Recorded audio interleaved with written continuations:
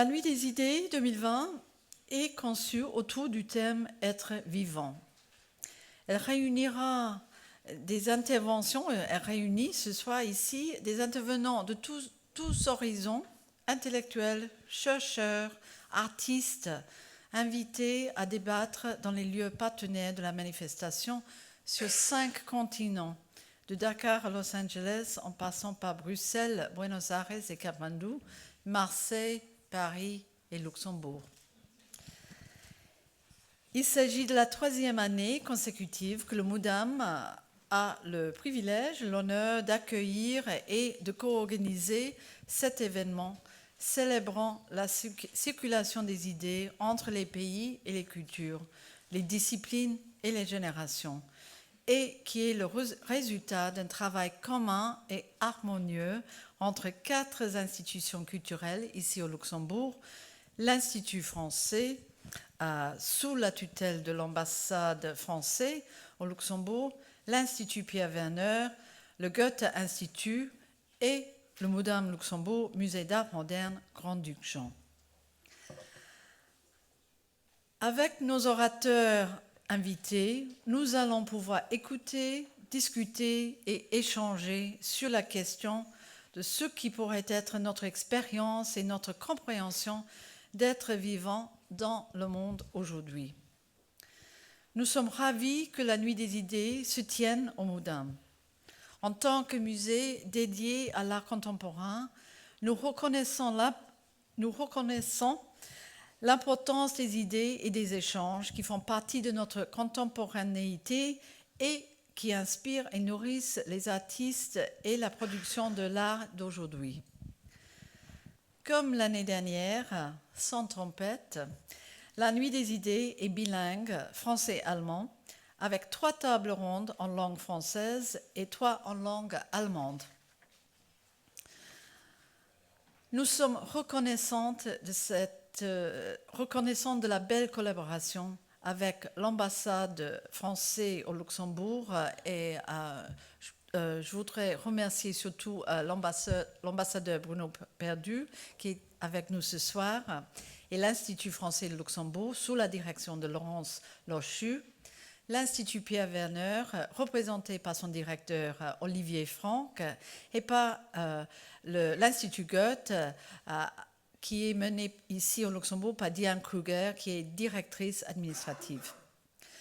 Avec eux, nous remercions vivement tous les orateurs qui ont accepté notre invitation de participer à cette édition de la Nuit des idées. Le professeur Dr Ayad Alani, artiste Louise Clément et artiste Jérémy Gobet, médecin, photographe et cinéaste Yves Gelly, chercheur Dr Thibault Latour et botaniste Dr Guy Colling. Et nous voudrions spécialement remercier Caroline Matt, journaliste et rédactrice en chef adjointe de RTL Télé Letzebäusch, d'avoir accepté de modérer la conférence qui ouvre cet événement. Je voudrais aussi juste exprimer un dernier et très important mot de remerciement qui est dû à toute l'équipe du MUDAM pour la coordination de cet événement, en particulier Caroline Hoffmann, Julie Jeffers, Magali Weirich, Yves Hoffmann, Taufik Matin, Sam Wirtz et Pascal Aubert. Encore une fois, je vous remercie d'être ici ce soir et je vous souhaite une très très belle soirée. Merci.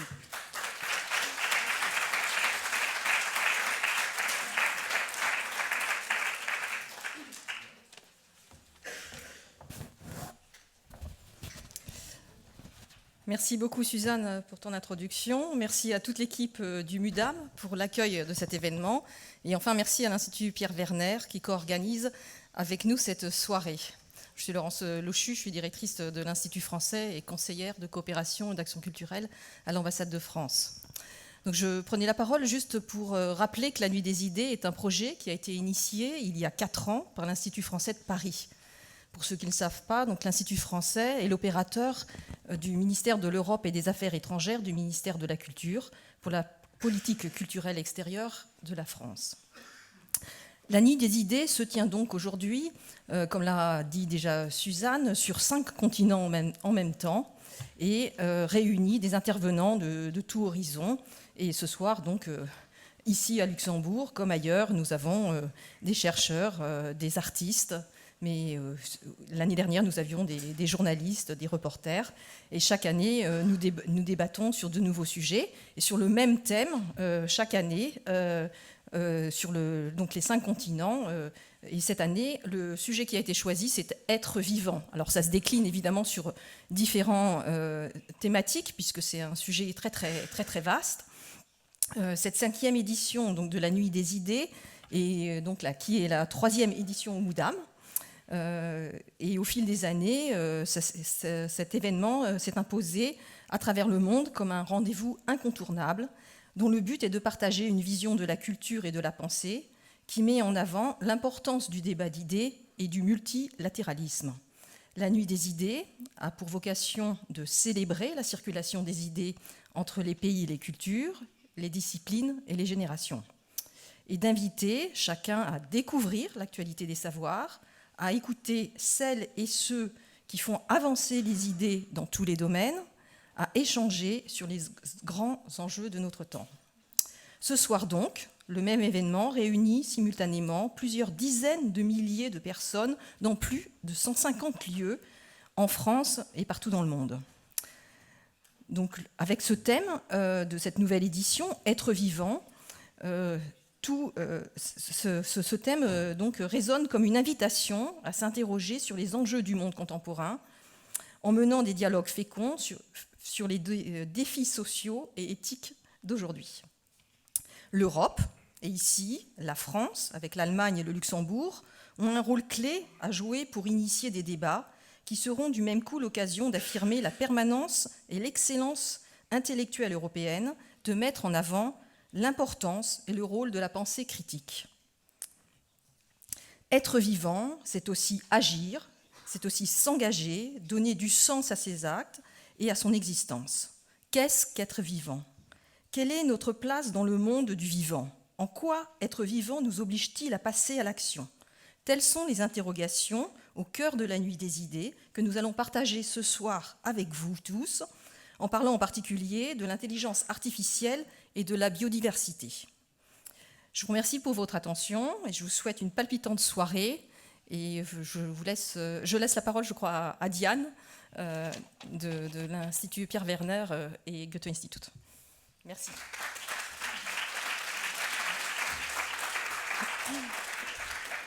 Oui, Monsieur l'Ambassadeur, meine verehrten Damen und Herren, ich möchte Sie im Namen des Goethe-Instituts und des Instituts Pierre Werner herzlich begrüßen. Ich weiß, Sie haben Lust auf die Gastredner und Gastrednerinnen des heutigen Abends. Ich werde mich kurz halten.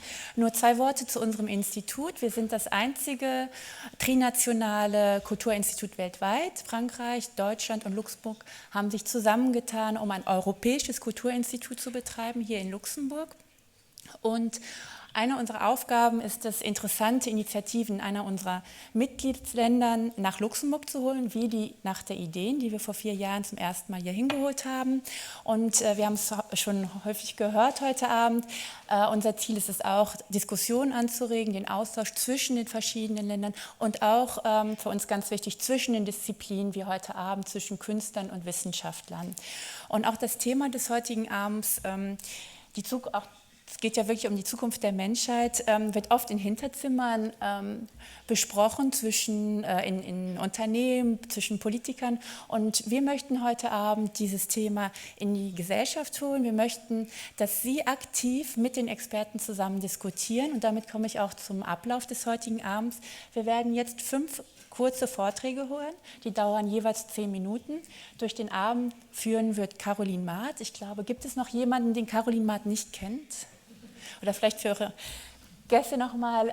Caroline Maat ist Journalistin, unter anderem zuständig für Klurtext bei RTL. Danach, also Frau Maat führt euch den Abend, stellt auch ein paar Fragen und danach haben Sie die Möglichkeit, eine halbe Stunde Zeit, um sich eine Rundtisch auszusuchen, wo Sie dann mit einem der 5 Experten direkt diskutieren können. Danach gibt es eine Viertelstunde Pause, wo Sie den Tisch wechseln können. Sie müssen sich dafür einschreiben. Sie haben hiernach noch die Möglichkeit, sich einzuschreiben. Es gibt jeweils 20 Plätze. Sie können aber da auch drumherum stehen. Wenn Sie jetzt können Sie sich nicht mehr wenn ein Tisch voll ist, können Sie sich einfach drumherum stellen und auch mitdiskutieren. Sie haben noch nicht das Recht zu sitzen. Wenn Sie sagen, ich interessiere mich nur für eine Person, können Sie in der Zeit auch hier unten einen Film gucken von einem der Künstler, der anwesend ist, von Yves Gelly, L'année du Robot. Oder Sie können sich natürlich auch die Ausstellung angucken. Und danach, aber auch während der Zeit, können Sie jederzeit auch etwas trinken und essen im Mudam Café. Dafür brauchen Sie Jetons und da gibt es dann auch Musik, da können Sie auch noch mal informell miteinander einfach diskutieren. Und damit komme ich schon zur Moderatorin des Abends. Frau Maat, Sie haben das Wort.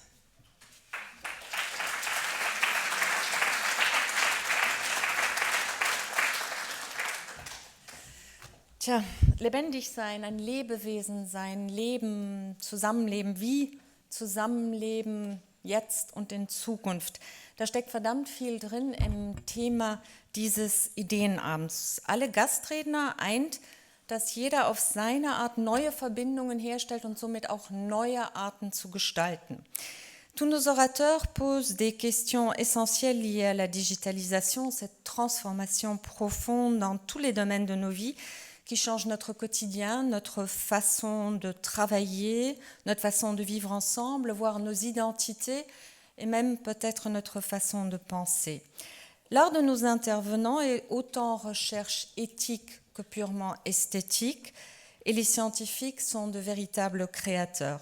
Tous vous invitent au dialogue, ce sera tout à l'heure et ce sera un dialogue où vous aurez le privilège d'échanger directement avec eux.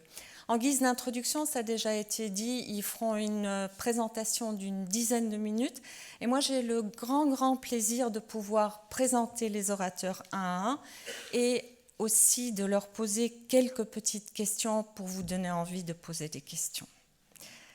Unser erster Gastredner heute Abend hat zwar keine Kristallkugel, aber sicher eine klarere Vision, wie wir in Zukunft leben können, als die meisten von uns, da er sich seit Jahrzehnten intensiv mit dem Thema befasst, das sowohl akademisch lehrend und forschend, wie auch indem er Unternehmen begleitet und berät. Professor Dr. Ayad Al-Ani ist, um mal ganz traditionell anzufangen, an sich Wirtschafts- und Politwissenschaftler, aber auch Zukunfts- und Organisationsforscher. Lehrbeauftragter für digitale Kultur an der Universität Basel, hat er an vielen weiteren Universitäten und Instituten gelehrt und geforscht. Am Humboldt-Institut in Berlin, der Universität Stellenbosch in Südafrika, am Einstein-Zentrum für digitale Zukunft in Berlin. Er war Rektor der Europäischen Wirtschaftshochschule in Berlin. Mit anderen Worten, Zeitmanagement muss der Mann auch perfekt beherrschen. Er ist ein sehr gefragter Interviewpartner, Redner, Unternehmensberater, Gastautor für Publikationen wie die Zeit, kann wunderbar komplexe Zusammenhänge intelligent vulgarisieren mit einem feinen Humor und befasst sich mit den Schwerpunktthemen Arbeit, Politik und Bildung und wie sie sich verändern durch die Digitalisierung. Sie sehen ein sehr weites und auch ein sehr spannendes Feld. Ich bitte Sie, Professor Al-Ani, hochzukommen und während Sie hochkommen, werde ich Ihnen die erste Frage stellen und wird eine ganz banale Frage am Anfang sein. Für einen Zukunftsforscher, jemand, der sich so viel damit beschäftigt hat, wie verlässlich sind Zukunftsprognosen eigentlich? Würden Sie es wagen, akkurat voraussagen zu können, wie wir in 10 Jahren oder in 20 Jahren leben? Ich glaube, das Paradoxe ist, dass wir nicht genau vorhersagen können, was morgen ist, aber glauben, vorhersagen zu können, was in 5 oder 6 Jahren ist. Aber es gibt da ein schönes Zitat von einem Zukunftsforscher, der da meinte, wir überschätzen die Geschwindigkeit, mit der die Dinge kommen, aber wir unterschätzen die Wucht, mit der sie dann tatsächlich eintreten. Und ich glaube, dass was wichtig ist in der Situation ist, mal einen Prozess zu beginnen und aufzuzeigen, welche Elemente können wir heute schon erkennen und auf Basis dieser Erkenntnisse uns schrittweise vorherzuarbeiten. Ich glaube aber, dass keine Zeit wichtiger war als die heute, um sich mehr Gedanken über die Zukunft zu machen. Eine lange Zeit brauchten wir das nicht, weil wir gedacht hatten, wir wären am Ende der Zukunft. Und dann stellt sich heraus, nein, das ist nicht der Fall. Es geht noch weiter. Kann man einfach, um es mal ganz prinzipiell sagen, dass aber diese Veränderung, dieser Wandel zu einer tiefgreifenden Veränderung auch unseres Zusammenlebens in allen Bereichen führen wird? Es geht ja um Leben heute. Ja, das Spannende an diesen Veränderungen ist ja, dass sie eigentlich nicht von sozialen Bewegungen ausgehen oder politischen Parteien oder Revolutionen, sondern dass das Umbrüche sind, die in den Chefetagen von Unternehmen getroffen werden oder in Laboratorien. So dass wir Menschen erst langsam begreifen, dass diese Veränderungen auch was mit uns zu tun haben.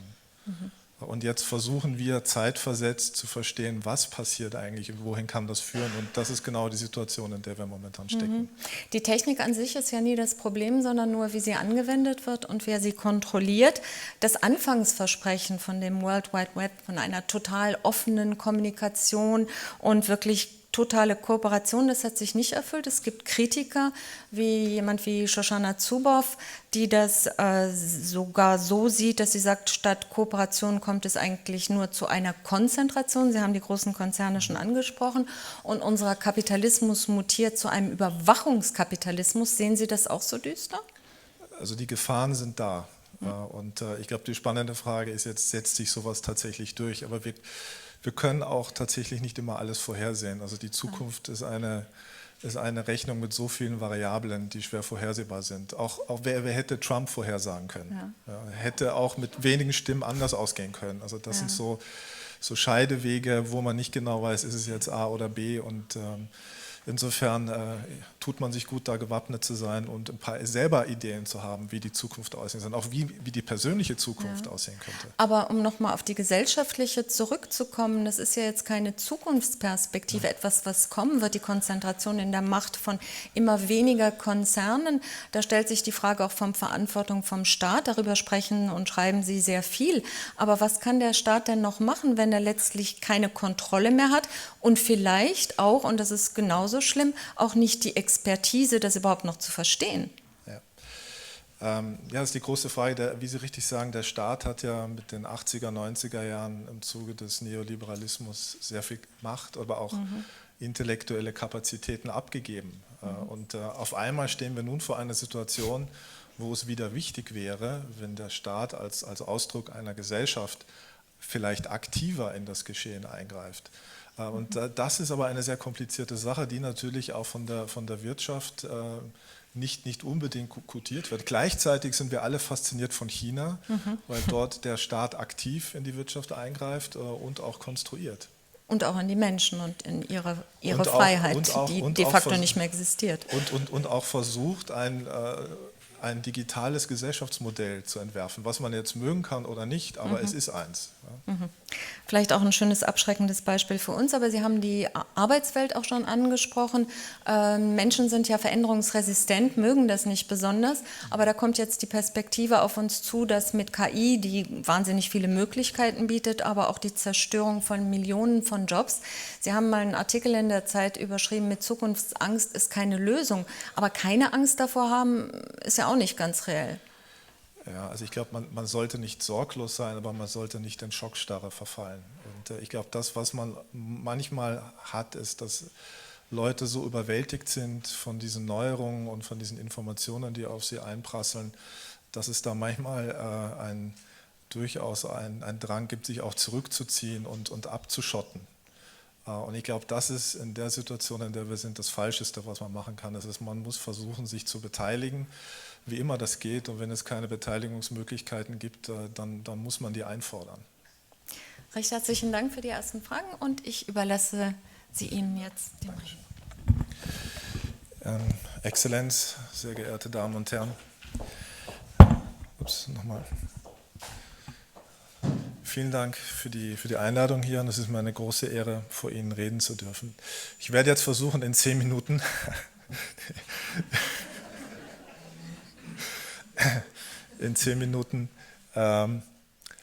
über die Zukunft der Menschheit in der digitalen Welt zu reden. Das wird auch noch alles aufgezeichnet, also ich Ich muss vorsichtig sein. Ja. Und ich möchte vielleicht mit der Geschichte beginnen. Ich glaube, wir werden heute noch sehr viel über Technologie reden. Und ich möchte Ihnen hier das Gründungsdokument von Silicon Valley zeigen, und was sehr wenige kennen.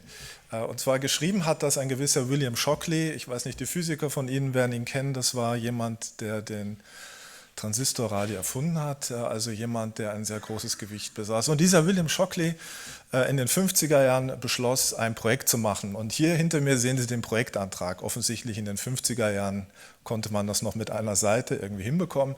Und das, was er machen wollte, er wollte einen künstlichen Menschen bauen, und dieser Mensch sollte alles können, was der physische Mensch eben auch kann.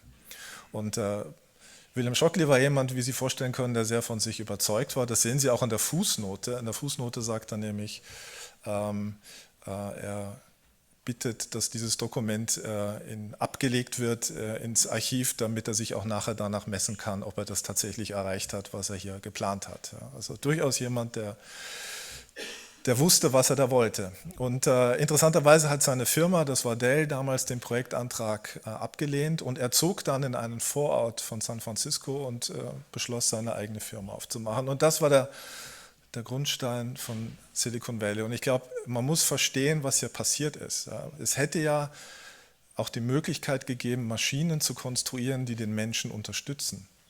Stattdessen war die Idee von Shockley, eine Maschine zu bauen, die den Menschen substituiert. Also Maschine, die alles das kann, was der Mensch eben auch kann.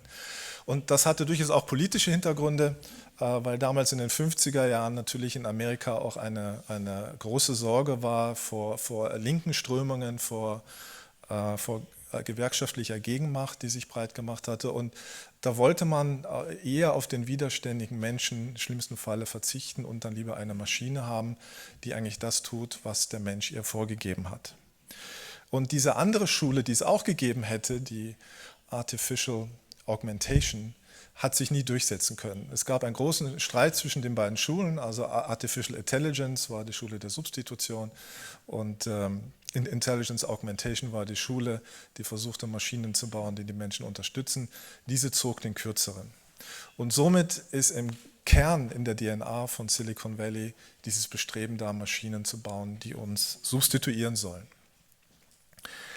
Und der Gipfel dieser Substitution sehen Sie hier vor mir, das ist die sogenannte Lights Out Factory. Lights Out Factory heißt so, weil Sie theoretisch Entschuldigung, das Licht abschalten können und diese Fabrik würde trotzdem weiterlaufen, 24 Stunden am Tag, 7 Tage die Woche, weil sie so völlig automatisiert ist. Sie sehen hier das Beispiel einer berühmten Staubsaugerfirma, die in Singapur eine Fabrik hochgezogen hat, in der 10, 12, 19 Menschen arbeiten und die Produktion ansonsten vollautomatisch abläuft.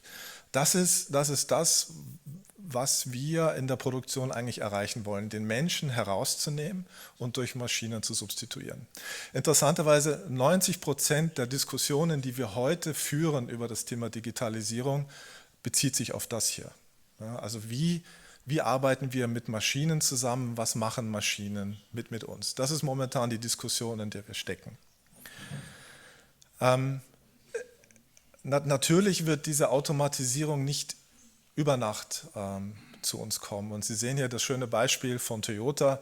Man kam dann drauf, als man die Maschinen installierte, dass die Maschinen natürlich erst Abläufe lernen müssen. Und von wem lernen Maschinen diese Abläufe? Natürlich vom Menschen. Und so hat Toyota zum Beispiel wieder angefangen, Menschen in den Produktionsprozess zu reintegrieren. Und so kam es dazu, dass der berühmte japanische Vorarbeiter Kami-san, was so viel heißt wie Gott, also es gibt einen kleinen Eindruck darüber, wie japanische Firmen funktionieren, auch wieder eine Rolle bekam. Ja. Und das ist auch mit ein Grund, warum die Beschäftigungseffekte der Automatisierung und Digitalisierung in der westlichen Welt auch noch beherrschbar sind. Also wir bauen gerade erst die Maschinen, die dann weiter automatisieren sollen. Konnte man das vorhersehen? Und es gibt hier ein sehr faszinierendes Schriftstück von Karl Marx, das nennt sich das Maschinenfragment. geschrieben 1876. Das sind nur 12, 13 Seiten und Karl Marx, wie andere Intellektuelle auch, konnte offensichtlich in manchen Augenblicken wie in einem Zeitstrom in die Zukunft schauen und Dinge erblicken. Allein durch die Beobachtung von automatisierten Webstühlen kam er zu dem Schluss, dass an irgendeinem Zeitpunkt Maschinen in der Lage sein sollten, alles das zu tun, was wir Menschen auch tun. Er spricht hier von einem Automaton und wenn man sich das durchliest, dann erkennt man, dass er eigentlich das, was wir mit Industrie 4.0 beschreiben, sehr gut bezeichnet hat. Maschinen, die miteinander kommunizieren und selbstständig auch Entscheidungen treffen können. Karl Marx wusste aber nichts mit diesen Erkenntnissen anzufangen, weil es ja ein völliger Widerspruch zu seinen sonstigen Thesen war, wo man sich eher mit so Themen wie Produktionsfaktoren, Kapital, Zins auseinandergesetzt hat. Und er kam in diesem Aufsatz drauf, dass es eigentlich das Wissen der Gesellschaft ist, the general intellect, das ist auch das einzige Mal, dass dieses Wort bei Karl Marx erwähnt wird, das ausschlaggebend ist. Und er kam dann zu dem berührenden Schlusspunkt, dass die Maschine auch dazu führen kann, den Menschen zu emanzipieren, zu befreien aus dieser mühseligen Arbeit, in der er sich befindet. Also es nicht nur negativ zu sehen, sondern damit auch die Chance verbunden zu haben, rauszukommen aus diesem Mühsal, mit dem sich viele Leute in der Fabrik auseinandersetzen müssen. Das war natürlich nicht das Ende, wie man sich eine digitale Gesellschaft vorstellen könnte. Ein oft vergessenes Beispiel ist auch Chile 1972. Das werden wahrscheinlich nicht sehr viele kennen, aber wie Sie wissen, hatte zu dem Zeitpunkt Salvador Allende als erster sozialdemokratischer Präsident die Wahlen gewonnen und er versuchte eine Gesellschaft aufzubauen, die völlig rational ist, rationale Entscheidungen treffen kann. Und er kaufte sich damals den besten Kybernetiker ein, den die Welt kannte, einen Engländer mit dem bezeichneten Namen Stafford Beer.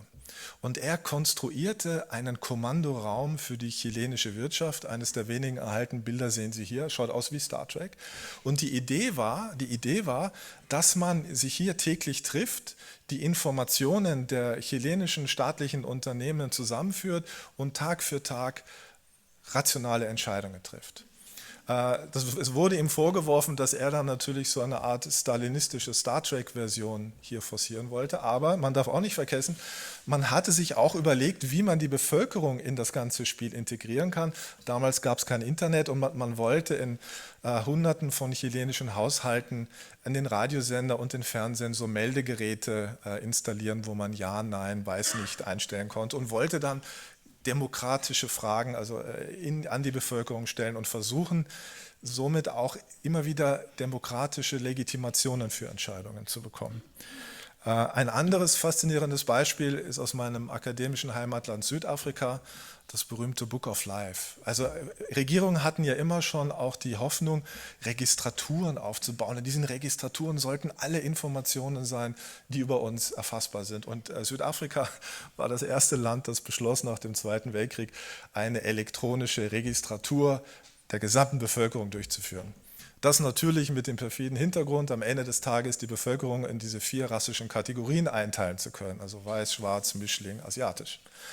Und wie stellte man das an? Auch sehr faszinierend. Man kaufte von IBM die Computer, die die Nazis von IBM in den 30er Jahren gekauft hatten und mit denen sie die jüdische Bevölkerung in Europa registriert hatten. Kleiner Einschub, der erste Hacker der Geschichte war ein französischer Widerstandskämpfer, der die Maschinen so manipulierte, dass sie das J für Jude nicht ausdruckten. Ja? Aber egal, die Südafrikaner kauften diese Maschinen und waren tatsächlich in der Lage, die gesamte südafrikanische Bevölkerung zu registrieren. Es gab bei 100.000 Menschen so Schwierigkeiten, die in diese 4 Kategorien einzuteilen, weil man sich nicht ganz klar war, wo die jetzt hingehören, aber das überließ man den Kommunen und es hat funktioniert. Man ging dann noch weiter und man wollte ein Book of Life haben. In diesem Buch sollten alle Informationen, die über das Individuum verfügbar sind, abbildbar sein. Und das war aber für die damaligen technischen Möglichkeiten einfach zu viel. Wenn Sie heute in ein Township gehen, haben manche der älteren Bewohner noch die physische Kopie da. Da sehen Sie, da steht alles drin, Schulausbildung, Impfung, wo gewohnt, wohin verzogen, etc. etc. Heute würden wir diese Registraturen so nicht mehr bauen müssen, oder? weil sie geben ja alle ihre Informationen sowieso schon wem und der führt sie dann wieder für sie zusammen. Ja, also das ist ein großer Unterschied. Die Idee ist aber dieselbe geblieben, oder? Aber wo werden wir denn wohnen? Also wie werden wir uns organisieren in der Gesellschaft? Und es ist interessant zu sehen, dass es da schon ein paar Ideen gibt, die ich Ihnen in den letzten 3 Minuten vorstellen möchte. Die eine ist von Peter Thiel, den Sie vielleicht kennen, einer der großen Investoren aus dem Silicon Valley, Gründer von PayPal. Und dessen Idee war, Seestädte zu bauen. Warum? Weil man sagte, wir brauchen eine neue Gesellschaft und die können wir nicht im Rahmen einer traditionellen Gesellschaft, einer traditionellen Gesetzgebung bauen, sondern wir brauchen eine eigene Fläche, wo wir experimentieren und unsere eigene Gesellschaft gründen, die nach eigenen Regeln funktioniert. Und die Seestädte sind deswegen notwendig, weil sie nicht in den nationalen Rechten verankert sind, sondern in einer rechtsfreien Zone, die man dann entsprechend ausnutzen kann. Ein anderes Phänomen, wie ich finde, das wir in letzter Zeit wiederblicken, ist das Wiederkehren der Mauer. Ja, also Mauer, eine altbekannte Militärarchitektur. Und die setzt man nun ein, um jene Bereiche, die durch die Digitalisierung oder die Transformation hin zu der Digitalisierung in Gefahr laufen, abzusondern. Und ich habe Ihnen hier das Beispiel mitgebracht der römischen Stadt Dura Europos, die sich im Länderdreieck Irak, Syrien und Türkei befindet. Und das war der äußerste Außenposten des Römischen Reiches. Und das gesamte Römische Reich war mit einem Limes, den Limes Arabicus, verbunden, also geschützt, der die heutigen Nahen Osten umfasst, und in Nordafrika der Limus Africanus, der die gesamte nordafrikanische Küste erfasste. Und somit erkennen wir, dass die Grenzen oder der Schutz der Grenzen vor Dingen, die da draußen passieren, über die wir keine Kontrolle mehr haben, etwas ist, was schon ein altes Thema ist. Und momentan kann man als Politiker ja durchaus wieder Karriere machen, indem man Mauern wieder erbauen möchte. Auf der anderen Seite wird diese Mauer aber auch durchlässiger und die Digitalisierung, wie wir schon bei Marx festgestellt haben, schafft ja einerseits auch wieder eine Monopolisierung, sie schafft aber auch wieder Möglichkeiten. Ich habe Ihnen hier das Beispiel mitgebracht eines indischen Computerwissenschaftlers, der das Projekt Hole in the Wall, also Loch in der Wand oder Loch in der Mauer, durchgeführt hat. Und er hat ein Experiment gemacht, in dem er Computer hinter Mauern, damit die nicht weggeschleppt werden, Sie sehen das hier, aufgestellt hat und indischen Kindern die Möglichkeit gegeben hat, damit zu experimentieren. Ohne Lehrer. Also die Kinder, Sie sehen das hier, bringen sich das selber bei. Ja. Und ist dann draufgekommen, dass man mit Hilfe dieser Computer ein Lernniveau erreichen kann, das so ähnlich ist wie auch in einer westlichen Schule.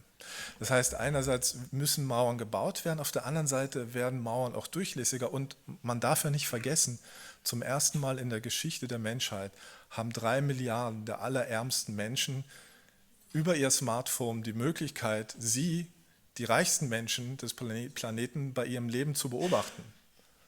Ja? Und man kann sich überlegen, was sie mit dieser Information machen.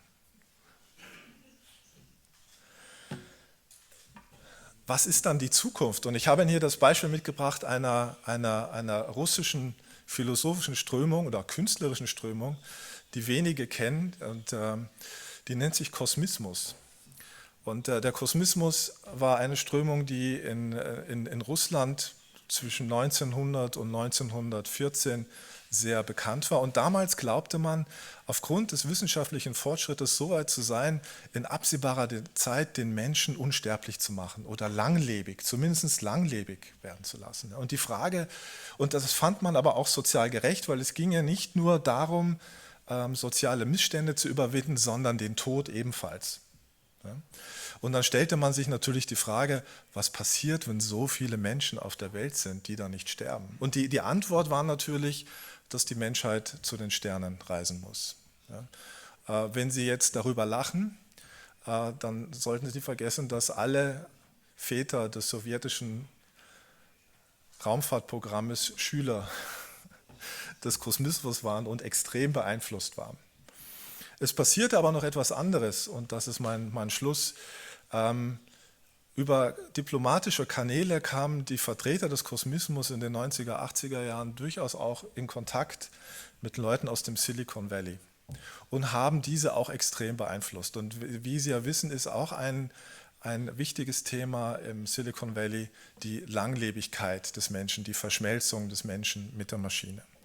Und jemand, den das natürlich auch sehr beeinflusst hat, ist jemand wie Elon Musk. Also Elon Musk, der neue, ich weiß nicht, ob man Gott sagen kann, aber durchaus jemand, den wir anhimmeln in dieser Situation der Ratlosigkeit, wo es nun hingeht, ist durchaus jemand, der der Meinung ist, wir müssen jetzt zu den Sternen, aus den verschiedensten Gründen.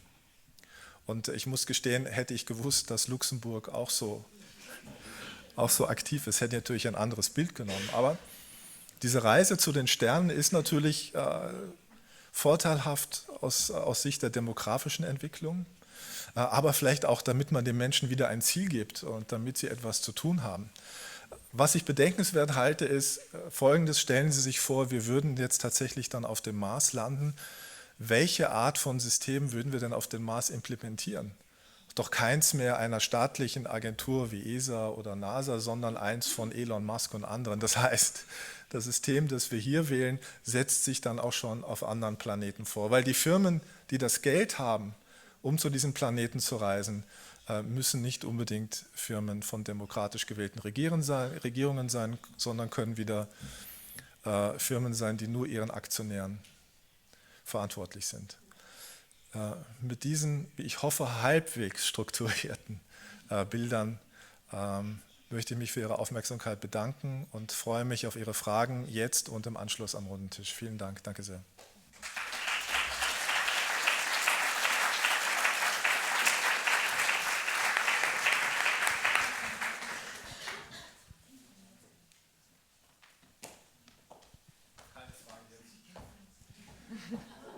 Nein.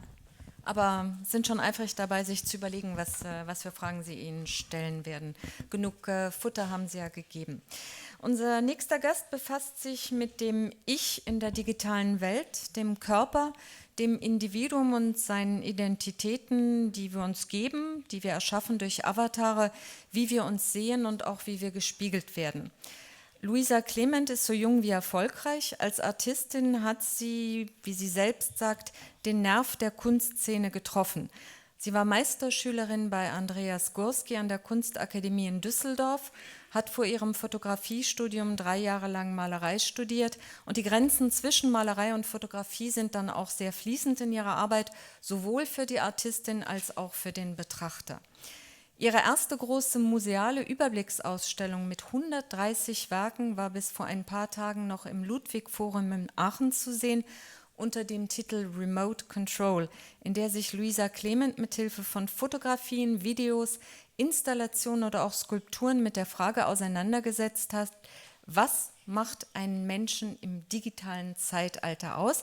Ich bitte Sie auch kurz hochzukommen und fange auch schon an, Ihnen die Frage zu stellen, während Sie hier auf die Tribüne kommen.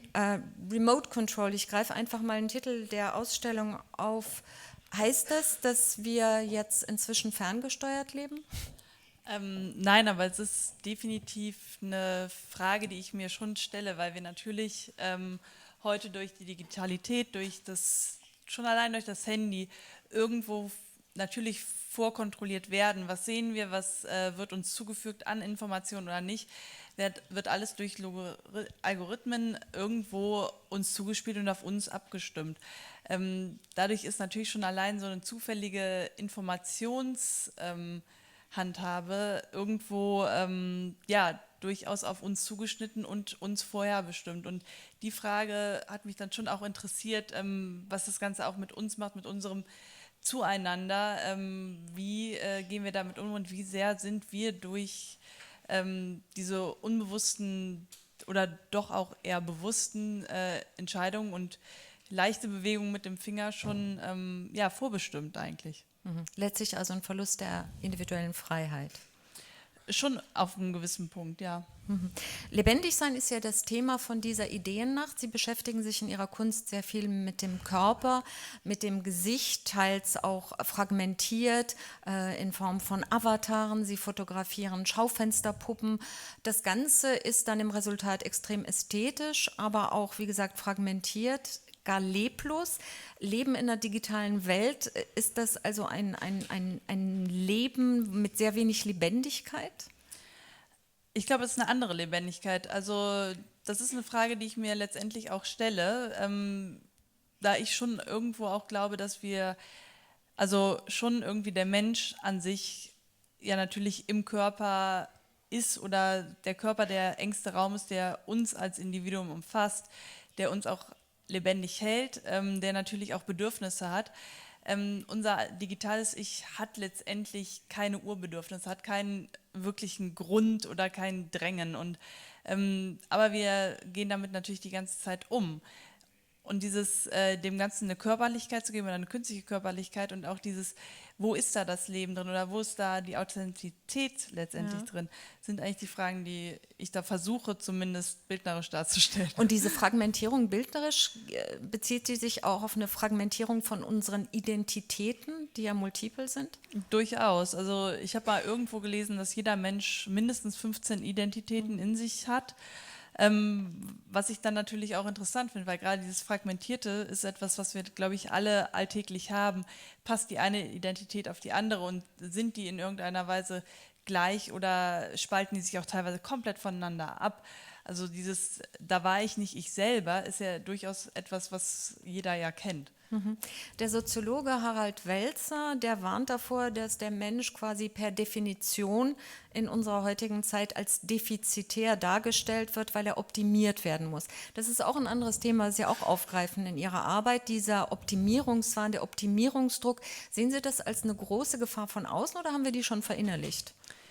Also ich glaube, grundlegend ist das etwas, was schon allein in der griechischen Antike ja irgendwo da war. Optimierung, das über sich hinauswachsen, was aber heute nochmal durch technische Mittel, durch medizinische Mittel viel extremer ist und auch viel näher rückt. Also ja, jeder kann heute sich ganz schnell optimieren lassen, Chips einpflanzen, mit Tabletten, Vitamine, was man alles machen kann. Und das geht alles so einfach, es ist so ganz schnell da und ich glaube einfach, dass da so ein Punkt ist, wo man auch ja heute vielleicht noch viel bestimmter wissen muss, eigentlich wer man selber ist und was man da will oder wie auch diese Optimierung zu limitieren ist oder auch nicht zu limitieren. Also das sind, glaube ich, sehr persönliche Entscheidungen, die aber eigentlich jeder für sich da treffen muss. Herzlichen Dank.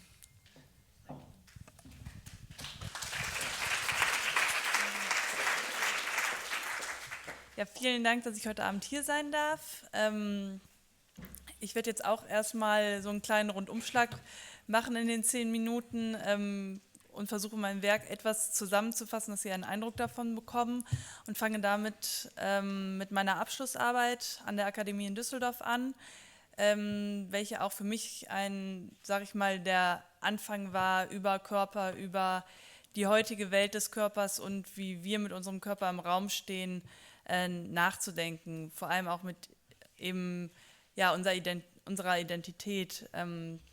Ausgangspunkt war für diese Arbeit eigentlich das biometrische Passfoto und im Grunde die Erfahrung, dass man ja selber so neutral sich darstellen muss, um sich selber wieder nachweisen zu können. Also im Grunde ein Anpassen an ein Raster, um dann wieder ein Individuum zu sein, also sozusagen aus dem Raster als Einzelner rauszufallen. Diese Diskrepanz fand ich interessant, fand ich auch ziemlich aktuell, sozusagen ein Anpassen, um wieder aus der Masse herauszustechen, ist, glaube ich, das, was heute zu 95% jeden Influencer beschreibt. Und ich habe dann angefangen, Schaufensterpuppen zu fotografieren, und zwar die eben keine Gesichtszüge haben. Also komplett neutrale Formen, die aber doch auch einen Kopf ergeben sollen. Und es war im Grunde dann eine Form von Formstudie, die aber auch natürlich eine Form von Identität und Individualismus darstellen sollte. Genau, und von da aus bin ich dann weitergegangen in die Frage eben, wie viele Identitäten haben wir, beziehungsweise was mache ich mit meiner digitalen Identität, also meinem Avatar. Und was heißt der für mich oder wie bin ich überhaupt in dem wirklich authentisch drin, weil jeder, der einen Avatar erschafft, was wir natürlich sofort, sobald wir das Internet verwenden, tun, ja, nimmt bestimmte Dinge weg. Also zum Beispiel alle Eigenschaften, die man nicht mag, die werden jetzt nicht gerade gepostet oder beziehungsweise wird anders kommuniziert und ganz viel ist ja gar nicht vorhanden. Und diese digitale Kommunikation habe ich dann schon auch hinterfragt oder die Qualität dessen, wie treffen wir in der digitalen Welt aufeinander? Also zwar ohne Körper, ich habe es dann körperlich umgeformt, weil natürlich muss der Mensch beschrieben werden in irgendeiner Form und fand dieses aneinander vorbei oder aufeinander zugehen eigentlich ziemlich interessant. Also die Form von auch Nichtverständnis, dadurch, dass man nicht haptisch in demselben Raum ist, nicht physikalisch miteinander umgeht und ja, diese Form auch in welchem Raum, also wie ist dieser Raum eigentlich, mit dem wir da kommunizieren, hat mich da ziemlich interessiert. Genau, das ging dann eigentlich weiter in eine Serie von Videos, wo es dann darum schon ging, welchen Einfluss das wieder auf meine Person hat. Also die gesamte digitale Kommunikation. In der heutigen Zeit geht das ja über die normale Kommunikation von SMS-Schreiben bis hin zu Online-Dating. Ja, was hat das für einen Einfluss? Was hat das für einen Einfluss auf meine emotionale Welt? Und ist das, was ich reingebe in dieses Digitale, auch das, was ich zurückbekomme? Und das hat mich sehr, ja, sehr interessiert, auch dieses wirklich wortwörtliche, den anderen begreifen. Also kann ich überhaupt sagen, ich habe ein Verständnis da, wenn ich jemanden nicht haptisch sehe, wenn ich nie die Stimme höre, wenn ich einfach ganz viele menschliche Punkte gar nicht so bei mir habe. Und dann ging es genau viel darum, eben ja, den Körper, diesen künstlichen Körper irgendwie zu umfassen, zu versuchen, irgendwie ja im Grunde eine Reaktion aus einem Avatar, aus einem künstlichen Wesen rauszubekommen, was natürlich nur funktioniert, indem man irgendwie was reingibt und dann irgendwie auch so eine Form von künstlicher Reaktion zurückbekommt. Aber dieses Reale ist gar nicht so richtig vorhanden. Und die Frage habe ich mir dann eigentlich relativ intensiv eben durch Begreifen von künstlichen Körpern gestellt. Genau, der nächste Schritt war dann im Grunde eine VR-Arbeit, in der ich mir die Frage gestellt habe, was passiert, wenn ich eben gar nicht mehr einen Menschen hinter der Kommunikation habe. Also ich mich mit einer kompletten künstlichen Form unterhalte bzw. interagiere, also im Grunde einer künstlichen Intelligenz in Form eines Bots und habe dann ja sozusagen ein Tischgespräch versucht herzustellen. Also habe in den Ausstellungsraum 3 Tische gesetzt mit einer VR-Brille, man kann sich unterhalten, mit 3 Bots, also wirklich künstlich intelligenten Deep Learning Figuren, sage ich jetzt mal, die alle unterschiedlich programmiert waren. Der eine ist humanoid, also faked Empfindungen, der nächste ist nicht humanoid und einer, der zwischendurch auch mal lügen kann durch eben Algorithmus, der dann eben versucht, also oder der faktisch Lügen nur rausfiltert aus dem Internet. Und ja, mir ging es so ein bisschen darum, okay, ist das überhaupt noch ein Gespräch, wenn ich gar kein menschliches Ende mehr habe, wenn da einfach nur noch diese Form von Algorithmen sind oder was gibt mir das oder kann das mir überhaupt was geben und wie funktioniert zum Beispiel Humor auf dieser Ebene, wie funktionieren eben Emotionen und wie schnell lernen die eigentlich, also was enorm schnell geht, wenn man sich dann anguckt. Da fehlen, glaube ich, jetzt noch ein. Ja, und genau, dann ging es eigentlich von dem Punkt aus weiter, eben weiter gedacht über künstliche Intelligenz und wie leben wir miteinander. Da war dann der nächste Punkt, den den ich sozusagen reflektiert habe, wie schnell holen wir uns eigentlich wie nah können wir uns die künstliche Intelligenz und damit ein künstliches Gegenüber schaffen und in unser Leben holen. In der Reflexion bin ich dann auf künstlich intelligente Sexpuppen gekommen, was heute ein doch relativ großer Markt ist. Und ich fand aber an diesen Puppen eigentlich nur die Gussform interessant. Also wie sehr muss ich wieder einen Körper für mich entscheiden, aber diesmal eben mein Gegenüber. Und warum kann ich das überhaupt bestimmen und wie kann ich diesen Körper, der eigentlich für mich geschaffen ist, ja wieder so in eine normierte Form drücken? Oder das wird ja dann für mich produziert, aber eben auch eben natürlich auf einem ganz normalen Produktionsweg und in Massenware. Und diese Diskrepanz von vermeintlicher Einzigartigkeit und kompletter künstlichen Produktion fand ich halt hochinteressant und habe dann diese Gussformen, die diesen Körper halt beschreiben, in Bronze nachgegossen. Das ist jetzt eigentlich die aktuellste Arbeit und habe diese dann nochmal fotografisch umgesetzt, da das Handy und dann wieder eben das Digitale, was ja dann auch was mit der künstlichen Intelligenz wieder zu tun hat, in die Negativform wiederum ein Volumen schafft. Also die Technik füllt im Grunde diese Leerstelle dann komplett auf und setzt eben an den nicht vorhandenen Körper, an das nicht vorhandene Volumen ein komplettes Volumen. Und das ist eigentlich der Punkt, wo ich jetzt gerade bin, zu hinterfragen, was ist wirklich Leben oder was ist gerade diese Lebendigkeit und wo ist die eigentlich wirklich drin und was ist daran Schein und was ist daran Wirklichkeit eigentlich. Vielen Dank.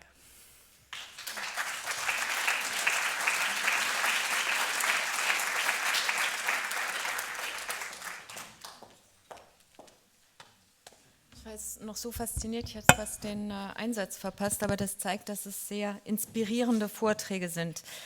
Le parcours de notre prochain orateur est fascinant, de celui qui soigne à celui qui documente des robots soignants.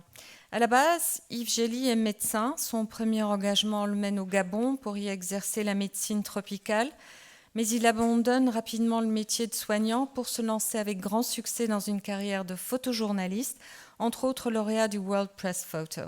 Il travaille pour les plus grands journaux et magazines sur des sujets comme la production de cocaïne en Colombie ou les réfugiés de guerre en Somalie. La médecine y garde donc sa passion pour les sujets existentiels de vie et de mort.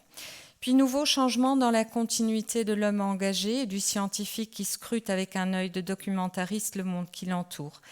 Il crée un art entre documentaire et art contemporain et se focalise sur la relation entre homme et machine et va dans les laboratoires de recherche du monde entier qui développent des robots humanoïdes. Gély, si vous voulez bien nous rejoindre. Avec l'intelligence artificielle et les robots, puisqu'on parle de vivant, de vivre, est-ce qu'on va vers une nouvelle définition du vivant ? Oh, quelle question. Nouvelle définition du vivant. Oui, on parle de vivant augmenté, on parle de, bien sûr, toute la technologie et toute la recherche. L'homme a une obsession, c'est sa finitude. Donc l'homme essaye évidemment de modifier toutes les choses qui n'évoluent, qui vieillissent ou qui évoluent mal dans son corps ou dans sa... Et donc, bien sûr, l'homme essaye de se servir de la technologie pour se prolonger, voilà. Et donc, c'est vrai qu'on trouve aujourd'hui beaucoup d'exemples, de l'exosquelette, même jusqu'aux prothèses, que ça a démarré avec ça. Et maintenant, voilà, on fait revoir les aveugles d'un certain type. Et toute la technologie est plus développée. À titre individuel, la technologie est plus développée que tous les sens humains, quoi. C'est-à-dire une machine entend mieux, voit mieux, mais tout ensemble, ça c'est beaucoup plus compliqué. Mais justement, vous venez d'en parler, l'idée du robot ou de la machine, ça a toujours généré des fantasmes depuis très très longtemps dans l'humanité, des fantasmes dystopiques ou utopiques d'après le regard.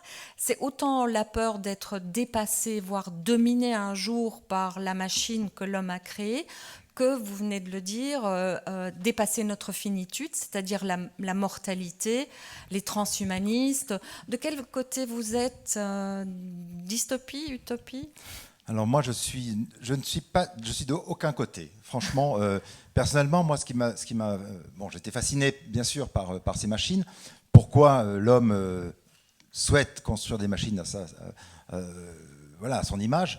Et puis surtout, les différences de culture par rapport à ça. Je veux dire, les Japonais, par exemple, n'ont pas du tout la même approche que notre culture judéo-chrétienne, qui interdit totalement à l'homme de reproduire son image. Alors que les robots ont toujours été. Quand j'ai commencé à travailler sur ces machines et sur ces plateformes humanoïdes, c'était pas des robots, c'était des plateformes humanoïdes, c'était des plateformes de recherche. À l'époque, c'était en 2007, et c'était pas du tout. Ça a émergé très rapidement ensuite. Et à l'époque, je me souviens très bien qu'il y avait des chercheurs français qui se gaussaient complètement de ça, en disant que c'était complètement ridicule de travailler sur des plateformes humanoïdes, notamment des chercheurs qui aujourd'hui travaillent sur des robots humanoïdes, sur la locomotion ou choses comme ça. Et au Japon, c'était pas du tout le cas. Au Japon, c'était le robot était une sorte de compagnon qui était un good guy, quoi, qui était quand même plein de bonnes intentions.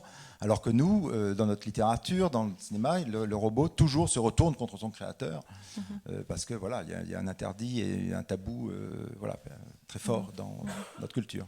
On va voir votre œuvre du vidéaste tout à l'heure avec les robots, mais il y a aussi de superbes photos que vous avez réalisées dans les laboratoires. Et ce qui est frappant, c'est que les robots sont au repos, c'est-à-dire on les voit juste et on les voit dans le contexte du laboratoire. Et le laboratoire, c'est un chaos, il y a un bordel incroyable, foisonnement de choses humaines. C'est aussi pour vous montrer cette différence que justement ce qui caractérise l'être humain, c'est plutôt le chaos au lieu de la logique, la technique. Alors oui, quand j'ai commencé cette série de photographies, l'idée c'était pas les robots humanoïdes, c'était l'espace laboratoire, c'est-à-dire c'était photographier les objets de la recherche, essayer de trouver un fil conducteur, parce que le laboratoire c'est vraiment quelque chose qui est utilisé d'une manière récurrente dans la littérature, dans le cinéma. Et c'est un endroit magique, un peu secret, qui préfigure des choses, etc. Et donc je voulais faire une espèce de vision frontale, comme ça, des objets de la recherche. Et au Japon, je suis tombé dans un laboratoire où il y avait un robot enfant, assis sur une table, et je suis tombé, mais raide. Vraiment, j'ai eu une empathie pour ce robot incroyable. Et donc j'ai décidé de travailler sur cette série, de travailler sur les laboratoires à travers ces plateformes humanoïdes.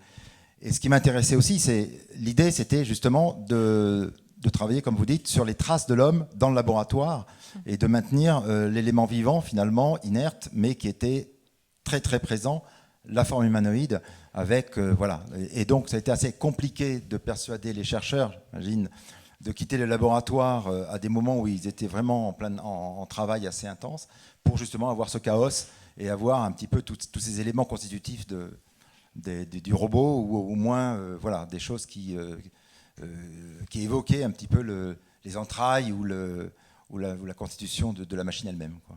On aura bien compris pourquoi vous dites aussi que le côté éthique, c'est ça qui vous passionne le plus plutôt que la technique. Et je vous laisse à votre présentation. Merci beaucoup.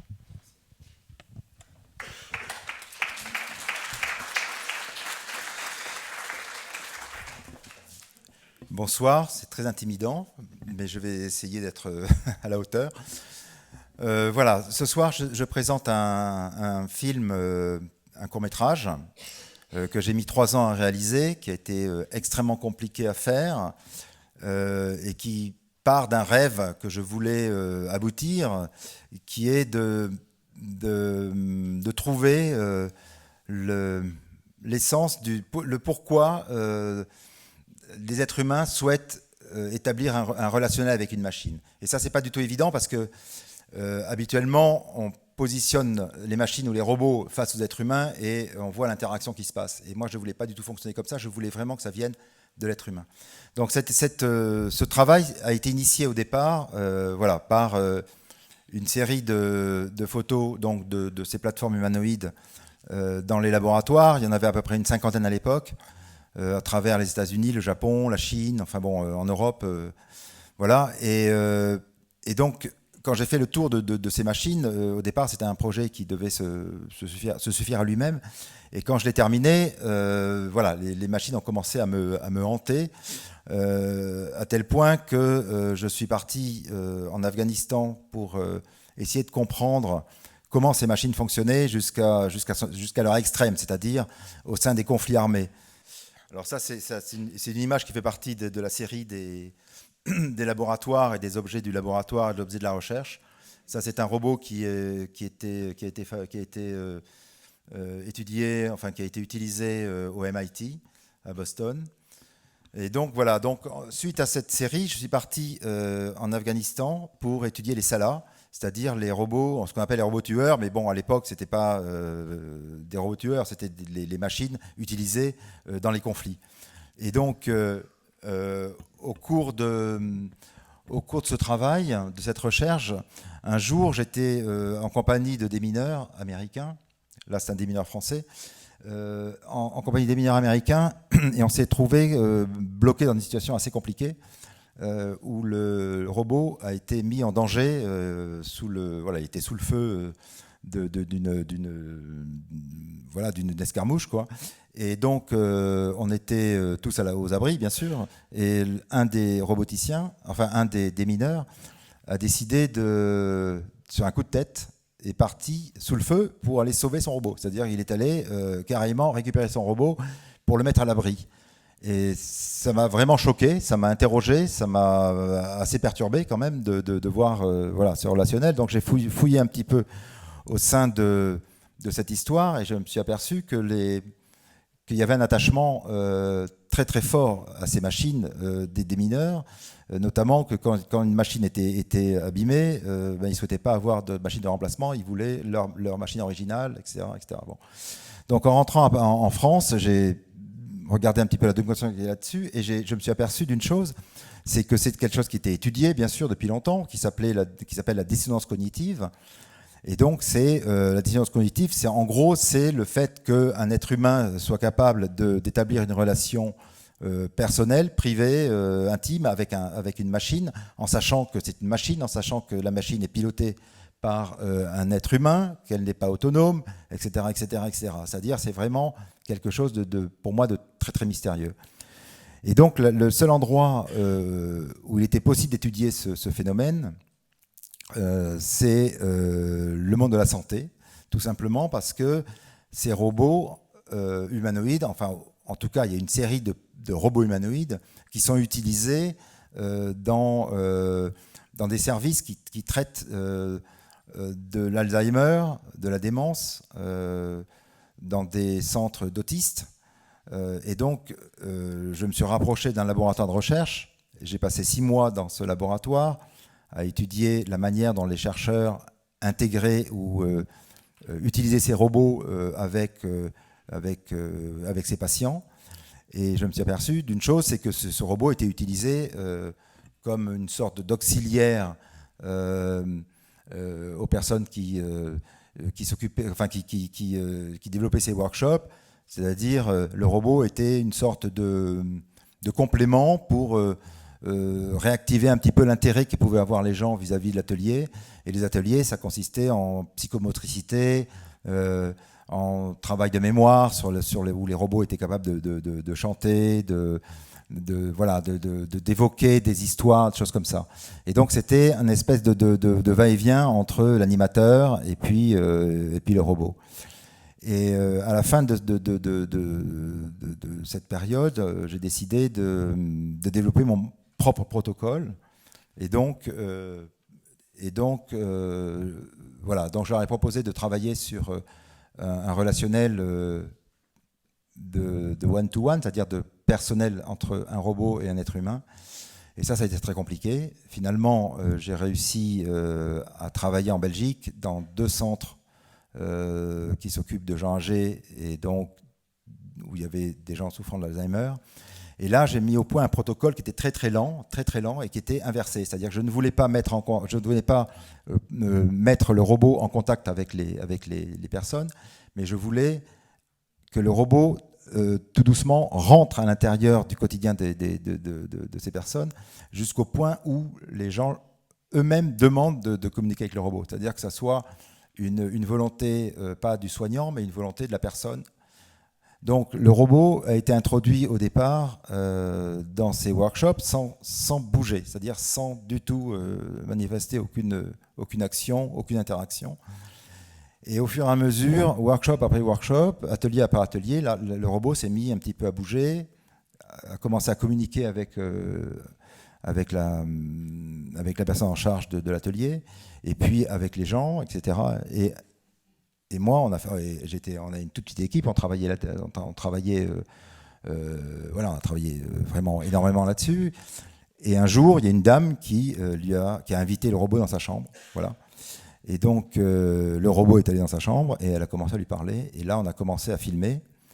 Et on a filmé pendant 3 ans ou 2 ans et demi tous ces désirs d'être humain, d'établir un contact avec cette machine humanoïde. Et donc, ça a abouti à un travail qui est présenté, que vous verrez ce soir, si vous avez l'occasion, qui est un petit peu un travail d'archives, comme des archives de la première rencontre entre un humain et un être artificiel. Parce qu'habituellement, comme je vous disais, c'est vraiment une interaction. Et là, c'est pas du tout ça, c'est vraiment quelque chose de très émouvant, de très touchant. Et évidemment, c'était pas systématique. Donc c'était un petit peu chercher des perles dans une mine de charbon, quoi. C'était vraiment, je ne savais pas sur quoi on allait tomber, je ne savais pas si ça allait se déclencher. C'était vraiment complètement indépendant de notre propre volonté, quoi. Simplement, on avait mis tout en branle pour pouvoir avoir ce phénomène, mais sans savoir si ça allait se passer ou non.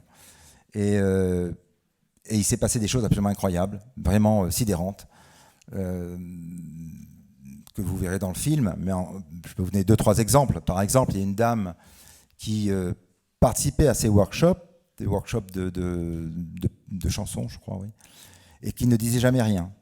Jamais rien. Elle était présente par son regard, mais elle ne parlait pas. Mais son regard était assez fort et assez émouvant et assez précis sur la machine. Et donc, j'ai demandé à l'animatrice si c'était possible de l'inviter. Alors là, c'était inverse, c'est sûr que c'est moi qui ai déclenché la chose, de l'inviter à une rencontre avec le robot, une rencontre personnelle avec le robot. Et donc, on est allé la voir dans sa chambre, et l'infirmière me dit, mais elle va pas vous répondre, elle ne parle pour ainsi dire pas, c'est vraiment... Et donc, on lui demande si elle souhaite, vu son intérêt dans les workshops, si elle souhaitait venir voir, établir une rencontre avec ce robot.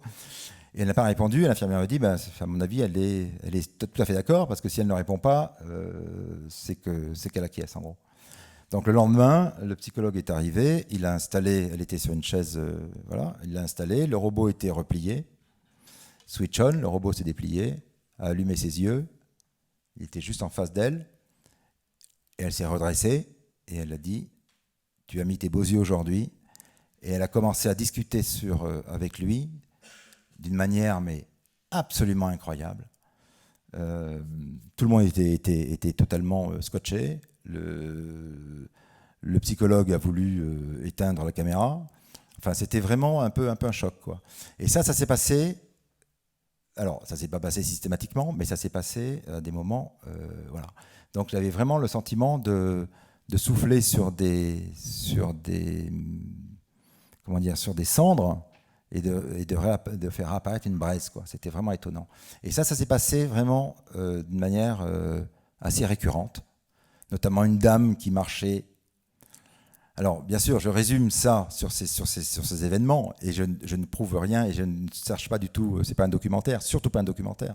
C'est simplement une exploration, et c'est simplement une recherche de ce souffle, de ce parfum qui peut y avoir dans ce relationnel complètement improbable et étrange qui peut y avoir entre un individu et une machine.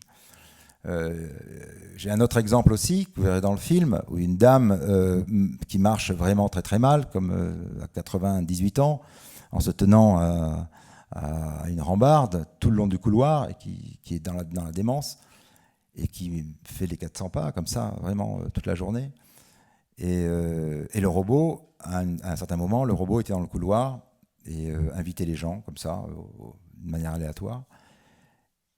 Et le robot lui a dit, mais est-ce que vous voulez danser? Ce qui était totalement absurde. Elle s'est arrêtée, elle est revenue, et elle s'est mise à danser comme une ballerine. C'était juste totalement dingue. Et quand le robot s'est arrêté de danser, de chanter, enfin de danser, elle s'est raccrochée à la rambarde, elle s'est remise à... Donc il y a quelque chose d'assez étonnant quoi, dans ce relationnel. Il y a une dame qui s'est confiée, par exemple, sur les problèmes qu'elle avait avec sa fille. Et l'infirmière m'a dit, mais elle ne nous a jamais dit des choses pareilles. Donc il y avait quelque chose que j'ai capté, comme ça, qui sont absolument incroyables. Alors la forme que j'ai prise pour ce film, c'est une forme très neutre, c'est-à-dire c'est une caméra frontale, c'est une caméra éloignée, c'est une caméra il n'y a pas de champ contre champ, c'est une volonté vraiment établie pour donner plutôt l'aspect de document, d'archives, quoi. Et l'idée au départ, c'était le pitch du film au départ, c'était un petit robot humanoïde qui rêve d'établir un relationnel avec des êtres humains. Mais malheureusement, ce petit robot ne va pas exister parce que ce petit robot, à mon avis, n'aura pas de futur parce que les robots humanoïdes sont en train de fondre plutôt vers des bornes ou vers des choses comme ça. La locomotion, c'est très compliqué, etc. Donc ce petit robot qui rêve d'un relationnel et qui l'établit et qui arrive à l'établir, finalement n'a pas de futur. Donc c'est une sorte de parabole sur...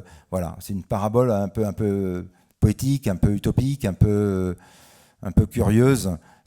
Ça peut être un documentaire anticipé, mais ça ne l'est pas parce que je pense que ça n'arrivera pas, les robots humanoïdes, vraiment pas, ou peut-être dans un futur très, très, très, très lointain. Mais les robots, c'est quand même, ça ne marche pas très, très bien. Je sais que ce robot, il nous a vraiment donné mal à la tête pendant 2 ans parce qu'il tombait en panne tout le temps, parce qu'il faisait les pires des bêtises à des moments magiques. Enfin, voilà, donc il nous a vraiment plus donné du fil à retordre que... mais enfin, il nous a permis quand même d'établir... ce document que je vous conseille de voir parce que objectivement dans ce film ce qu'on voit c'est ce qu'on voit normalement dans la science-fiction et là c'est réellement ce qui peut se passer, ça peut réellement voilà, c'est vraiment ce lien quasi invisible que vous pouvez avoir entre un être humain et un robot humanoïde. Voilà, merci.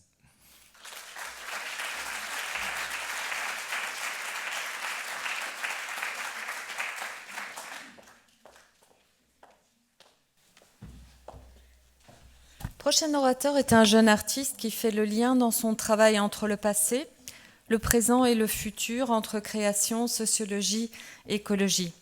Jérémy Gobet a su, comme Louisa Clement, réussir à se faire remarquer assez tôt dans sa carrière.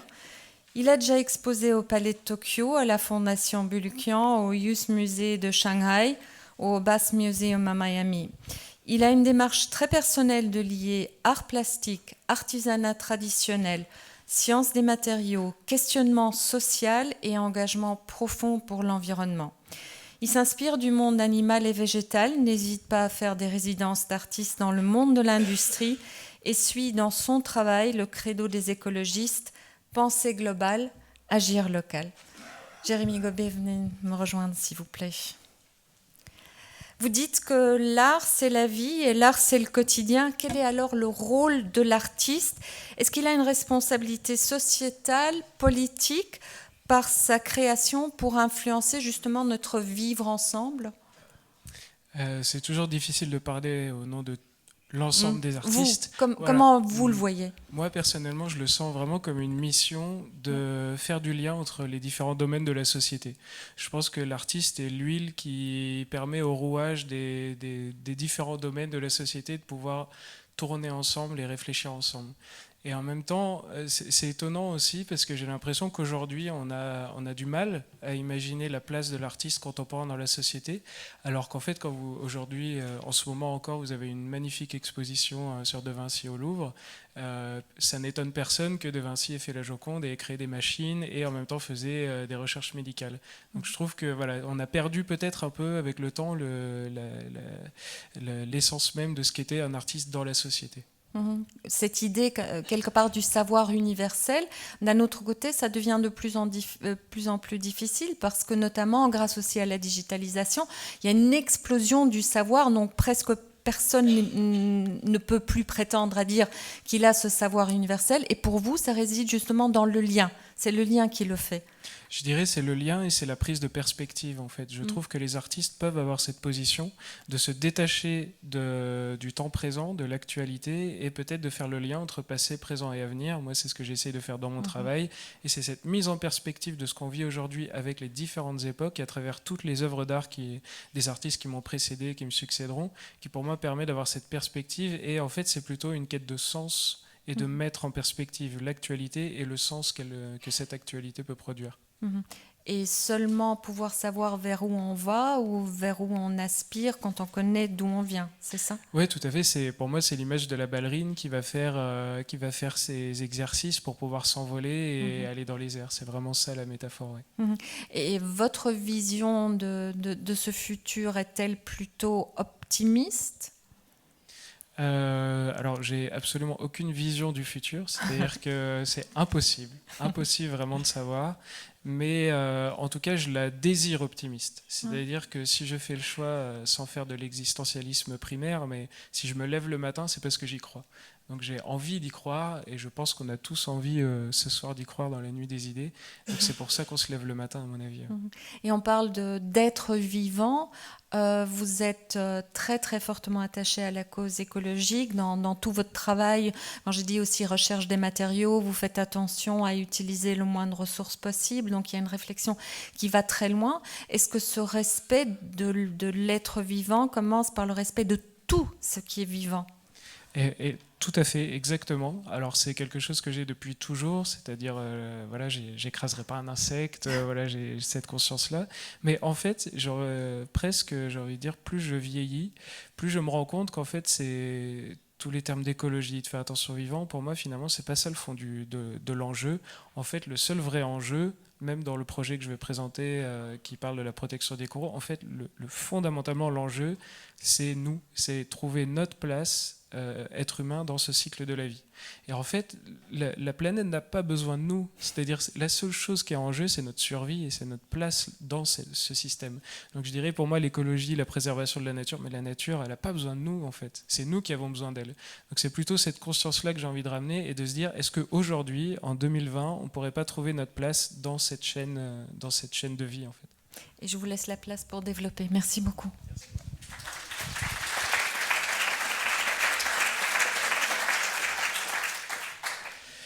Bonsoir à tous. Alors je pense que vous l'imaginez bien, c'est pas l'écosystème habituel d'un artiste que d'être à ma place. Et normalement, c'est au bout d'un quart d'heure que je commence à être un peu à l'aise. Donc je suis désolé, j'ai que 10 minutes, donc je ne peux pas prévoir le résultat. Je vais vous présenter un projet qui est extrêmement important pour moi, qui s'appelle Corail Artefact, qui mériterait de vous expliquer un peu mon parcours et de vous raconter ma vie, tout simplement, mais j'ai pas le temps. Donc je vais juste vous présenter d'abord un exemple de mon travail en tant qu'artiste, et ensuite je vais vous expliquer un peu voilà, comment j'ai créé et comment je suis en train de développer avec mon équipe le projet Corail Artefact. Je suis artiste plasticien, ce qui signifie un artiste contemporain qui n'a pas de médium particulier, mais qui essaye de plutôt privilégier le message qui va se matérialiser dans différents matériaux. Je vous propose un exemple d'œuvre qui est un peu voilà, représentatif de mon travail. D'abord, je vais quand même vous dire quelques éléments sur ma vie. Je ne viens pas du monde de l'art, je ne viens pas du monde de la culture à la base. Et j'ai cette position qui est vraiment une chance, qui est un peu d'être un funambule. Je n'avais aucune notion de la culture, de l'histoire de l'art quand j'ai commencé mes études d'artiste. Et en même temps, j'ai toujours travaillé pour financer mes études. Et c'était une chance énorme, c'est-à-dire que j'ai fait serveur, déménageur, boulanger, plein de métiers. Et j'ai adoré ça pour être en contact vraiment avec les gens, avec ce qui se passait au quotidien autour de moi. Et arrive à un moment donné, quand on est jeune artiste, de dire quelle pierre je vais apporter à l'édifice de l'histoire de l'art. Ce qui n'est pas évident comme question à se poser, mais qui est extrêmement importante, parce que l'idée, c'est pas de reproduire, c'est pas un des artistes que j'admire, Auguste Rodin, disait « Un art qui est de la vie ne reproduit pas, mais continue ». Et donc, pour continuer, il faut savoir comment on va continuer l'histoire de l'art. Et en fait, je me suis dit, j'arrête de faire de l'art, j'arrête tout et je vis ma vie et je ne referai de l'art que quand je sentirai un élan irrépressible de créer. Et donc à l'époque j'étais serveur et c'était en Lorraine, donc c'est pas loin d'ici, donc je suis très content de présenter mon travail au Luxembourg. Et à l'époque j'entendais beaucoup de clients qui me disaient mon oncle a perdu son travail à l'usine, ma mère a perdu son emploi, telle usine est en train de fermer.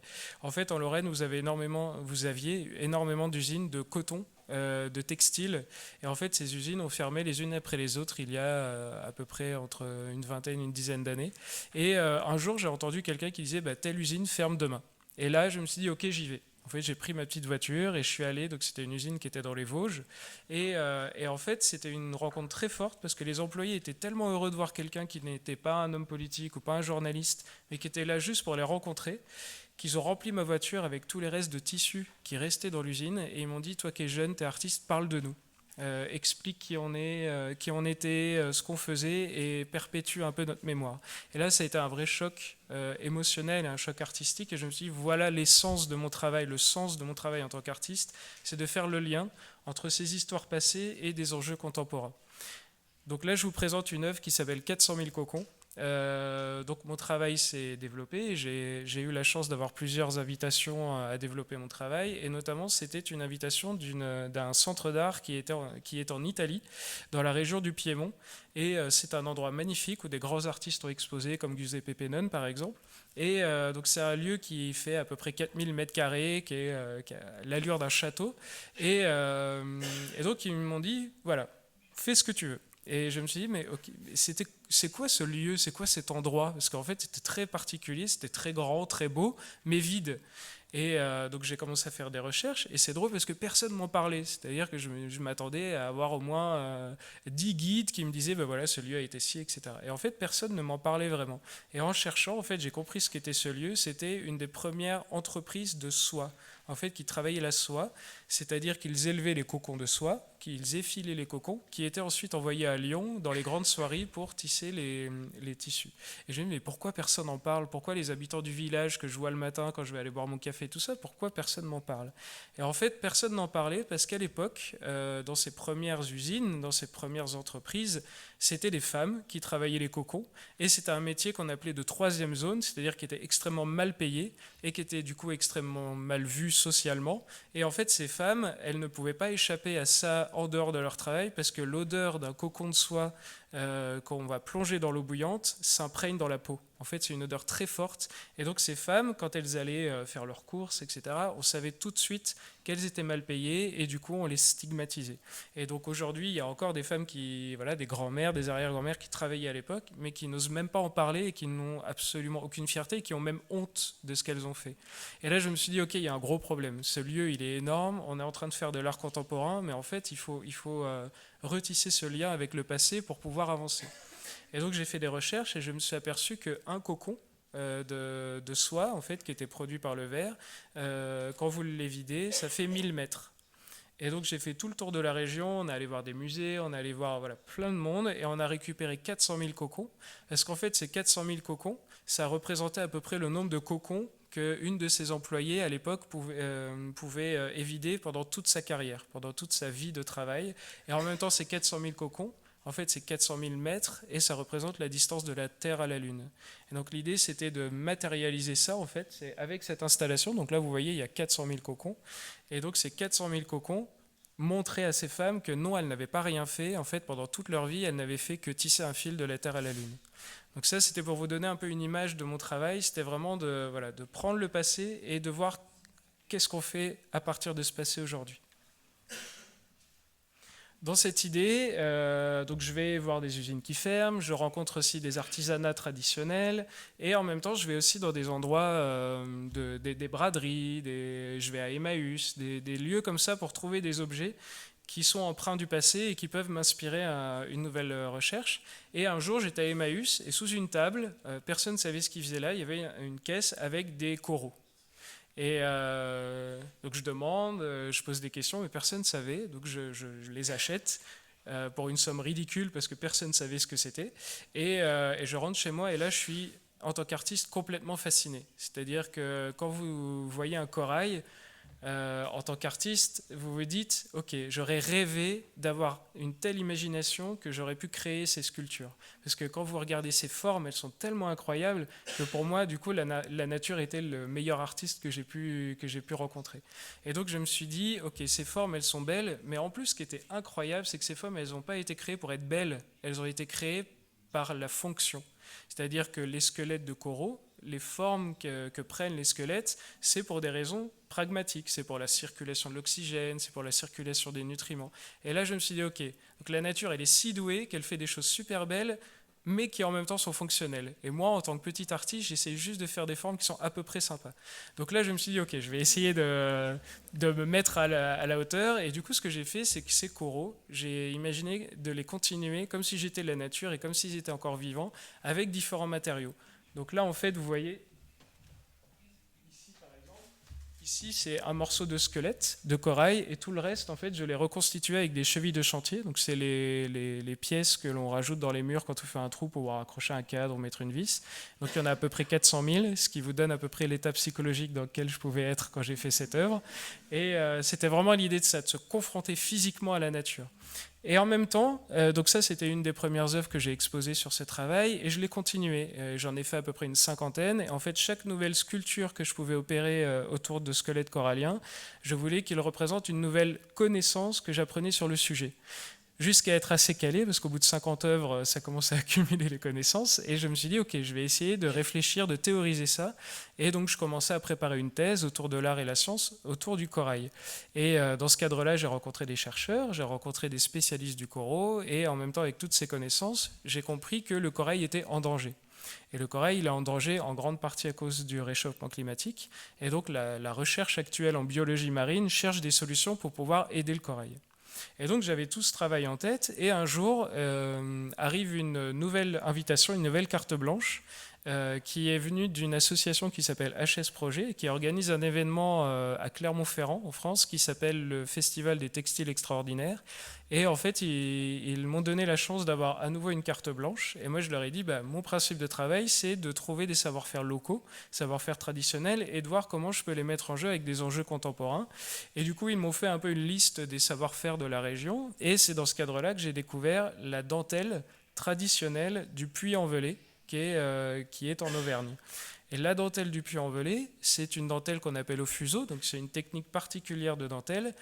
Et cette dentelle, en fait, elle a un motif, on appelle ça un point traditionnel qui s'appelle le point d'esprit. Et en fait, quand j'ai découvert ce point d'esprit, c'était un flash incroyable. Alors, je vous montrerai des photos dans la table ronde. Là, c'est mon astuce pour vous attirer à ma table. Mais un petit peu de frustration. Mais en gros, ce motif, il ressemble exactement au dessin d'un squelette corallien que je pouvais utiliser dans mes œuvres. Et là, j'ai eu un flash et je me suis dit, c'est incroyable, il n'y a pas de hasard dans la vie. Et si la méthode pour aider à sauver les coraux que les chercheurs essayent de trouver en ce moment, et si ce n'était pas d'utiliser cette dentelle? Alors évidemment, il y avait ce mimétisme, mais en même temps, c'était aussi réfléchi. C'est-à-dire que les critères d'un support de régénération des récifs coralliens, c'est rugosité, souplesse et transparence. Donc on remplissait déjà les 3 cases. Et en plus, l'avantage de la dentelle, c'est que c'est en matériau végétal, donc c'est en coton par exemple, et le coton, c'est biodégradable dans l'eau sans rejeter de substances chimiques. Et donc l'idée était de se dire, est-ce qu'on ne pourrait pas développer enfin une solution pour aider la nature qui est temporaire, qui va lui donner un coup de pouce et qui en même temps est respectueuse de l'environnement. Parce qu'aujourd'hui, vous avez beaucoup de solutions pour régénérer les récifs, mais qui en même temps le détruisent. C'est un paradoxe incroyable. Par exemple, on reconstruit des récifs avec du béton, sauf que le béton est le premier producteur de CO2, donc le premier problème du réchauffement climatique. Donc c'est un serpent qui se mord la queue. Donc l'idée, ça a été ça. Et si une œuvre d'art pouvait avoir un impact concret.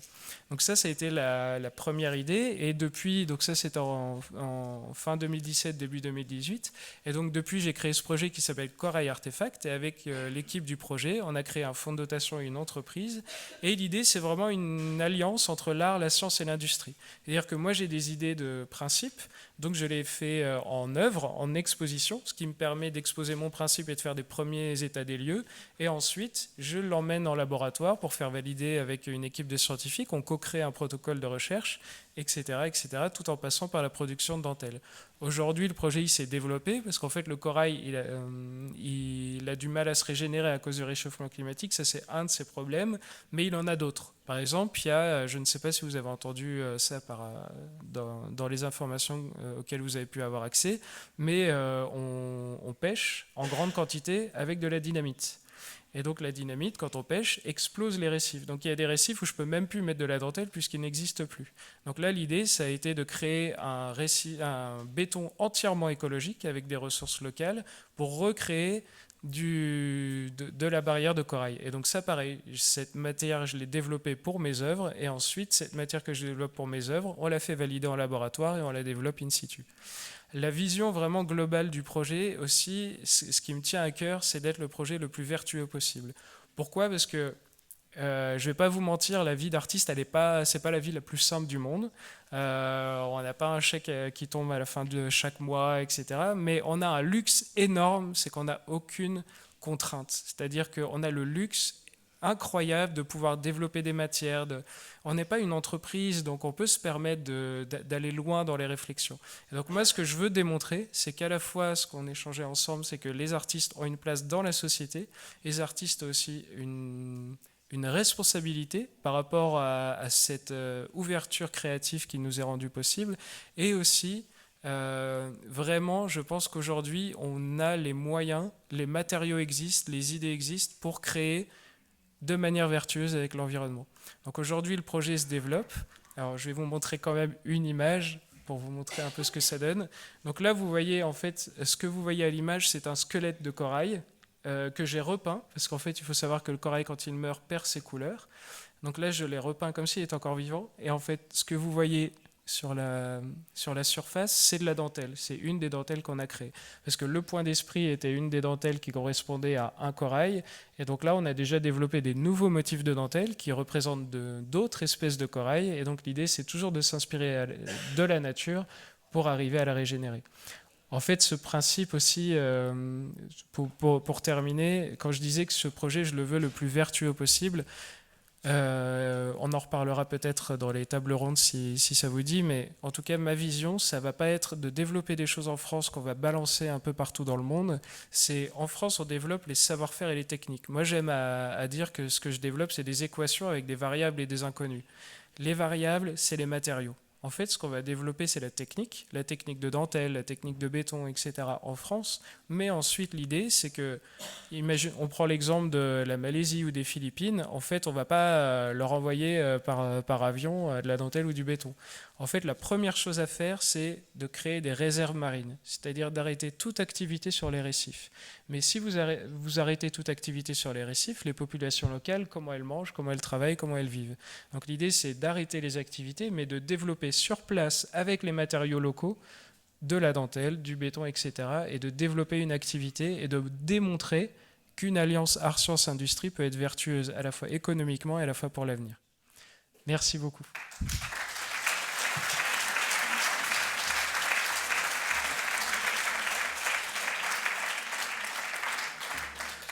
Merci beaucoup. Vous n'avez pas besoin d'un quart d'heure pour vous chauffer. Il ne faut pas être artiste pour être un véritable créateur et être fasciné par l'art.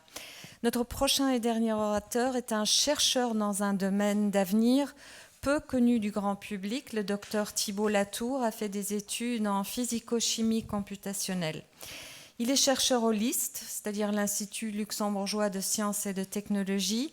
Il y travaille sur l'intelligence artificielle et est responsable du Cognitive Environment Lab.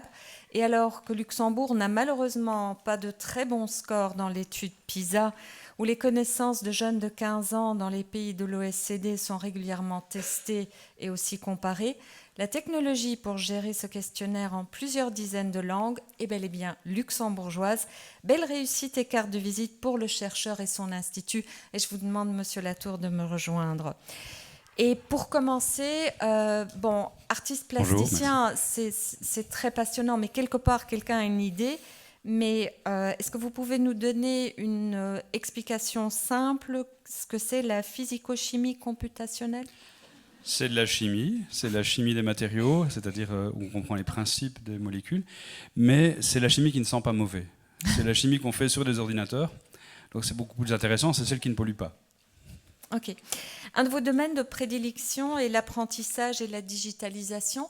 Comment est-ce que l'apprentissage et à la fin aussi la façon d'appréhender la vie va-t-elle changer par la digitalisation? Ce sera radical comme changement?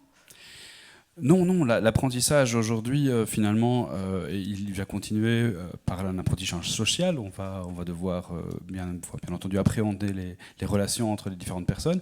Et l'intérêt aujourd'hui, c'est un petit peu ce que le Luxembourg essaie de développer, c'est d'amener les jeunes, finalement, à bien comprendre ce qu'est la digitalisation, mais non pas simplement en manipulant leur smartphone et en étant des consommateurs, mais en comprenant comment ça fonctionne et en devenant potentiellement des producteurs. Et c'est dans ce sens-là que la digitalisation va nous permettre de s'emparer, l'éducation, pardon, va nous permettre de s'emparer de la digitalisation pour éviter simplement de rester extrêmement passif, mais de devenir actif dans ce monde-là et donc de créer éventuellement, non pas un nouveau monde, mais tout simplement d'avancer dans la marche du monde.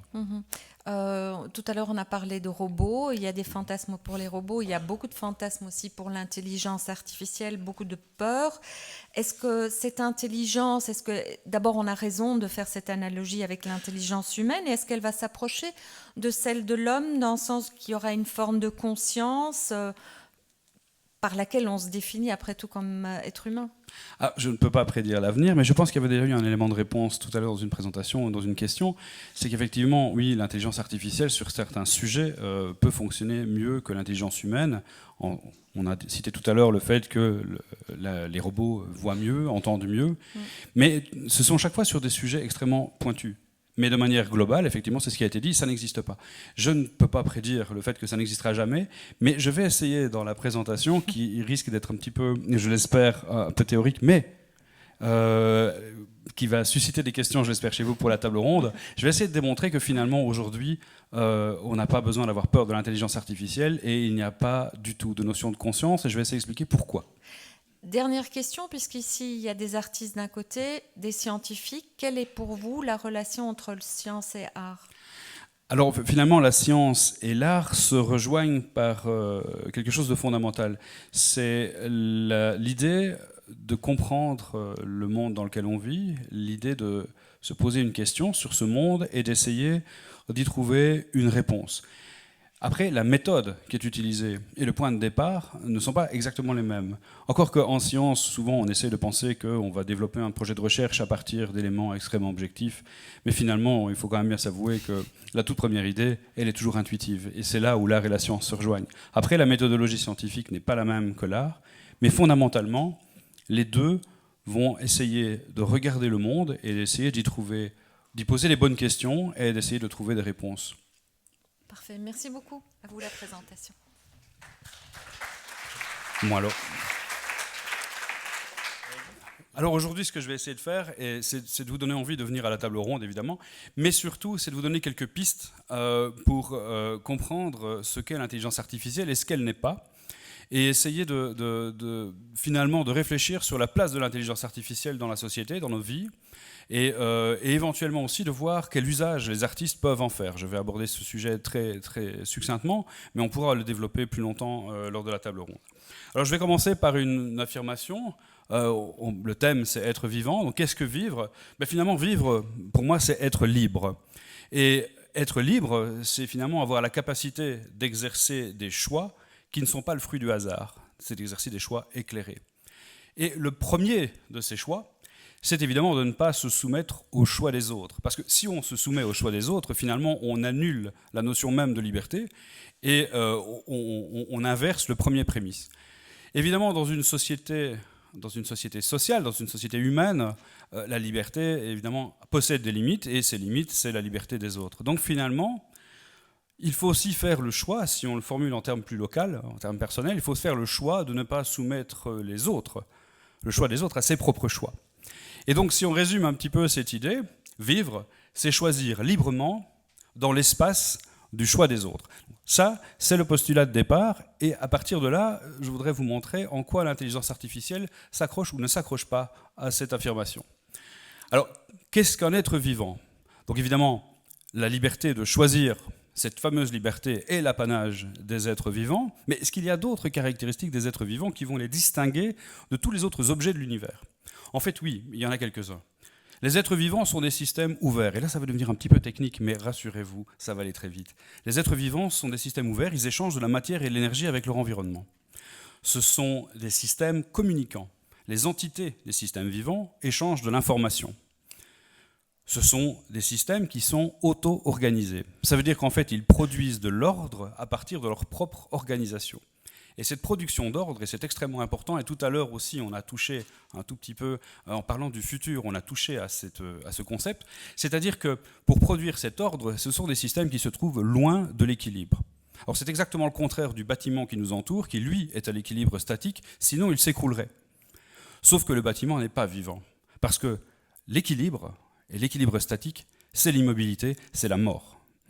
Alors que nous sommes bien vivants, nous sommes en dehors de l'équilibre. Et c'est pour ça que le futur ne peut pas être prédit, puisque, étant en dehors de l'équilibre, on est en changement et en mouvement perpétuel.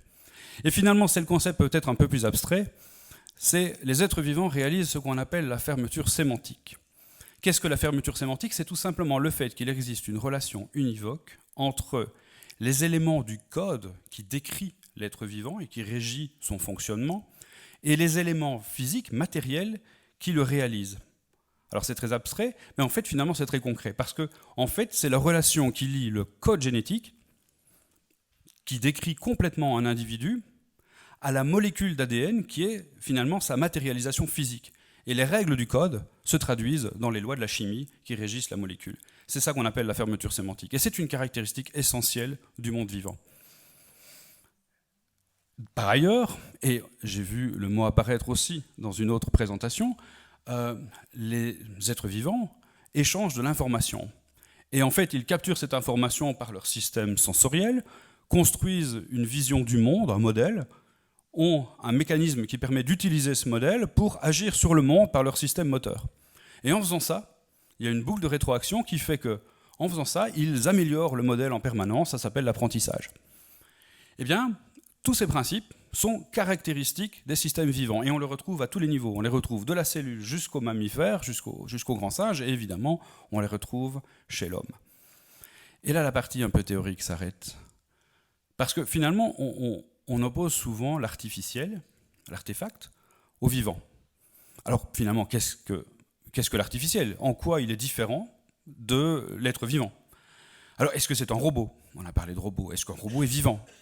Est-ce que la vie artificielle serait toute construction de l'homme, de l'humain, qui aurait les caractéristiques du vivant? Et si ces constructions, si ces systèmes artificiels avaient les caractéristiques du vivant, ben finalement, ils auraient eux aussi un système sensorimoteur qui leur permet de capturer l'information et d'agir sur le monde, et ils seraient aussi constitués par des modèles et une machinerie qui permettrait d'exploiter ces modèles. Eh bien, c'est précisément ça, l'intelligence artificielle. C'est en fait toute la machinerie et tous les principes qui permettent deux choses. En capturant de l'information, de construire un modèle du monde, et deuxièmement, d'exploiter ce modèle pour produire des faits nouveaux, à partir d'informations nouvelles.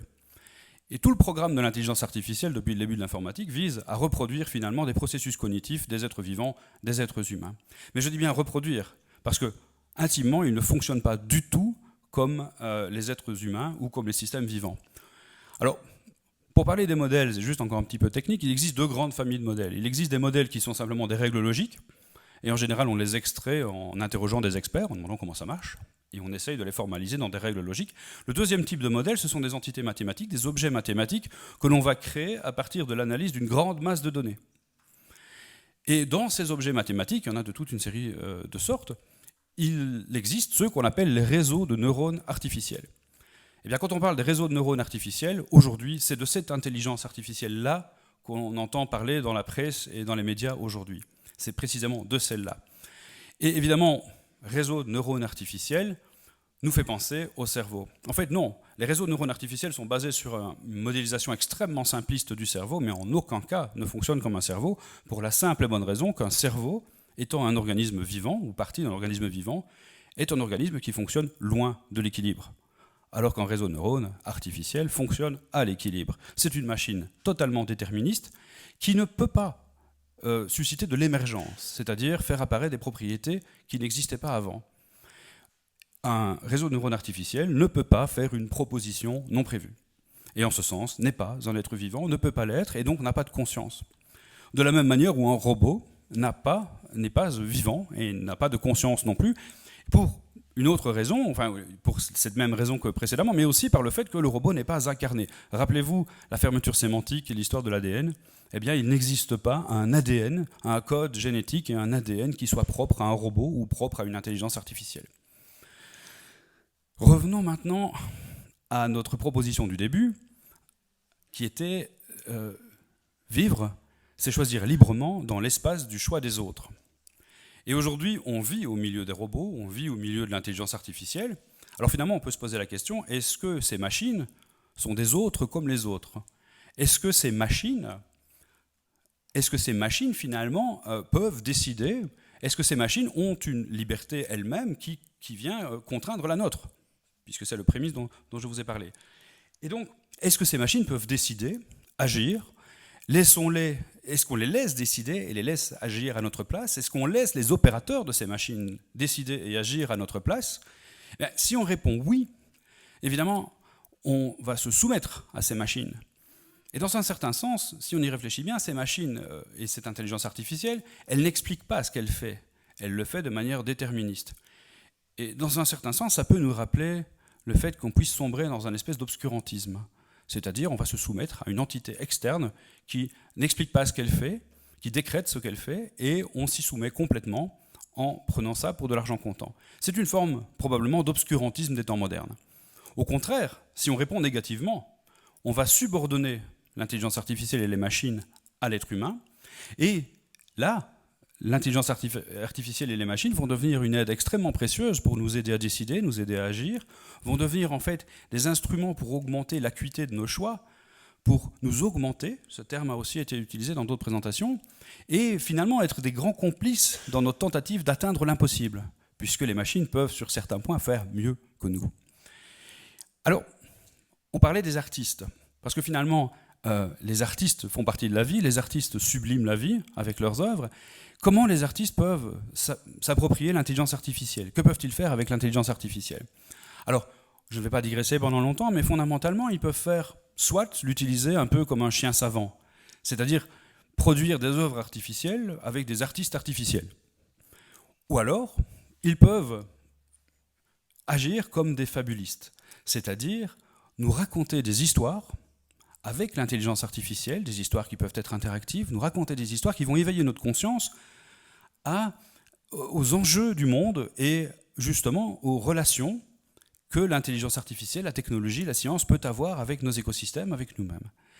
Et dans ce sens-là, les artistes et leurs œuvres nous rendent la vue sur ce que nous ne voyons pas. Et c'est une aide précieuse de l'intelligence artificielle qui nous permet de faire ça. Alors finalement, si je reviens à la question du départ, est-ce que l'intelligence artificielle est un instrument de nouvel obscurantisme ou l'instrument de la liberté, d'une liberté qu'on garde et qu'on retrouve ? Eh bien finalement, je pense que oui, l'intelligence artificielle peut être libératrice à la seule condition que notre propre intelligence s'en empare. Voilà, je vous remercie de votre attention et j'espère discuter de tout ça à la table ronde. Merci.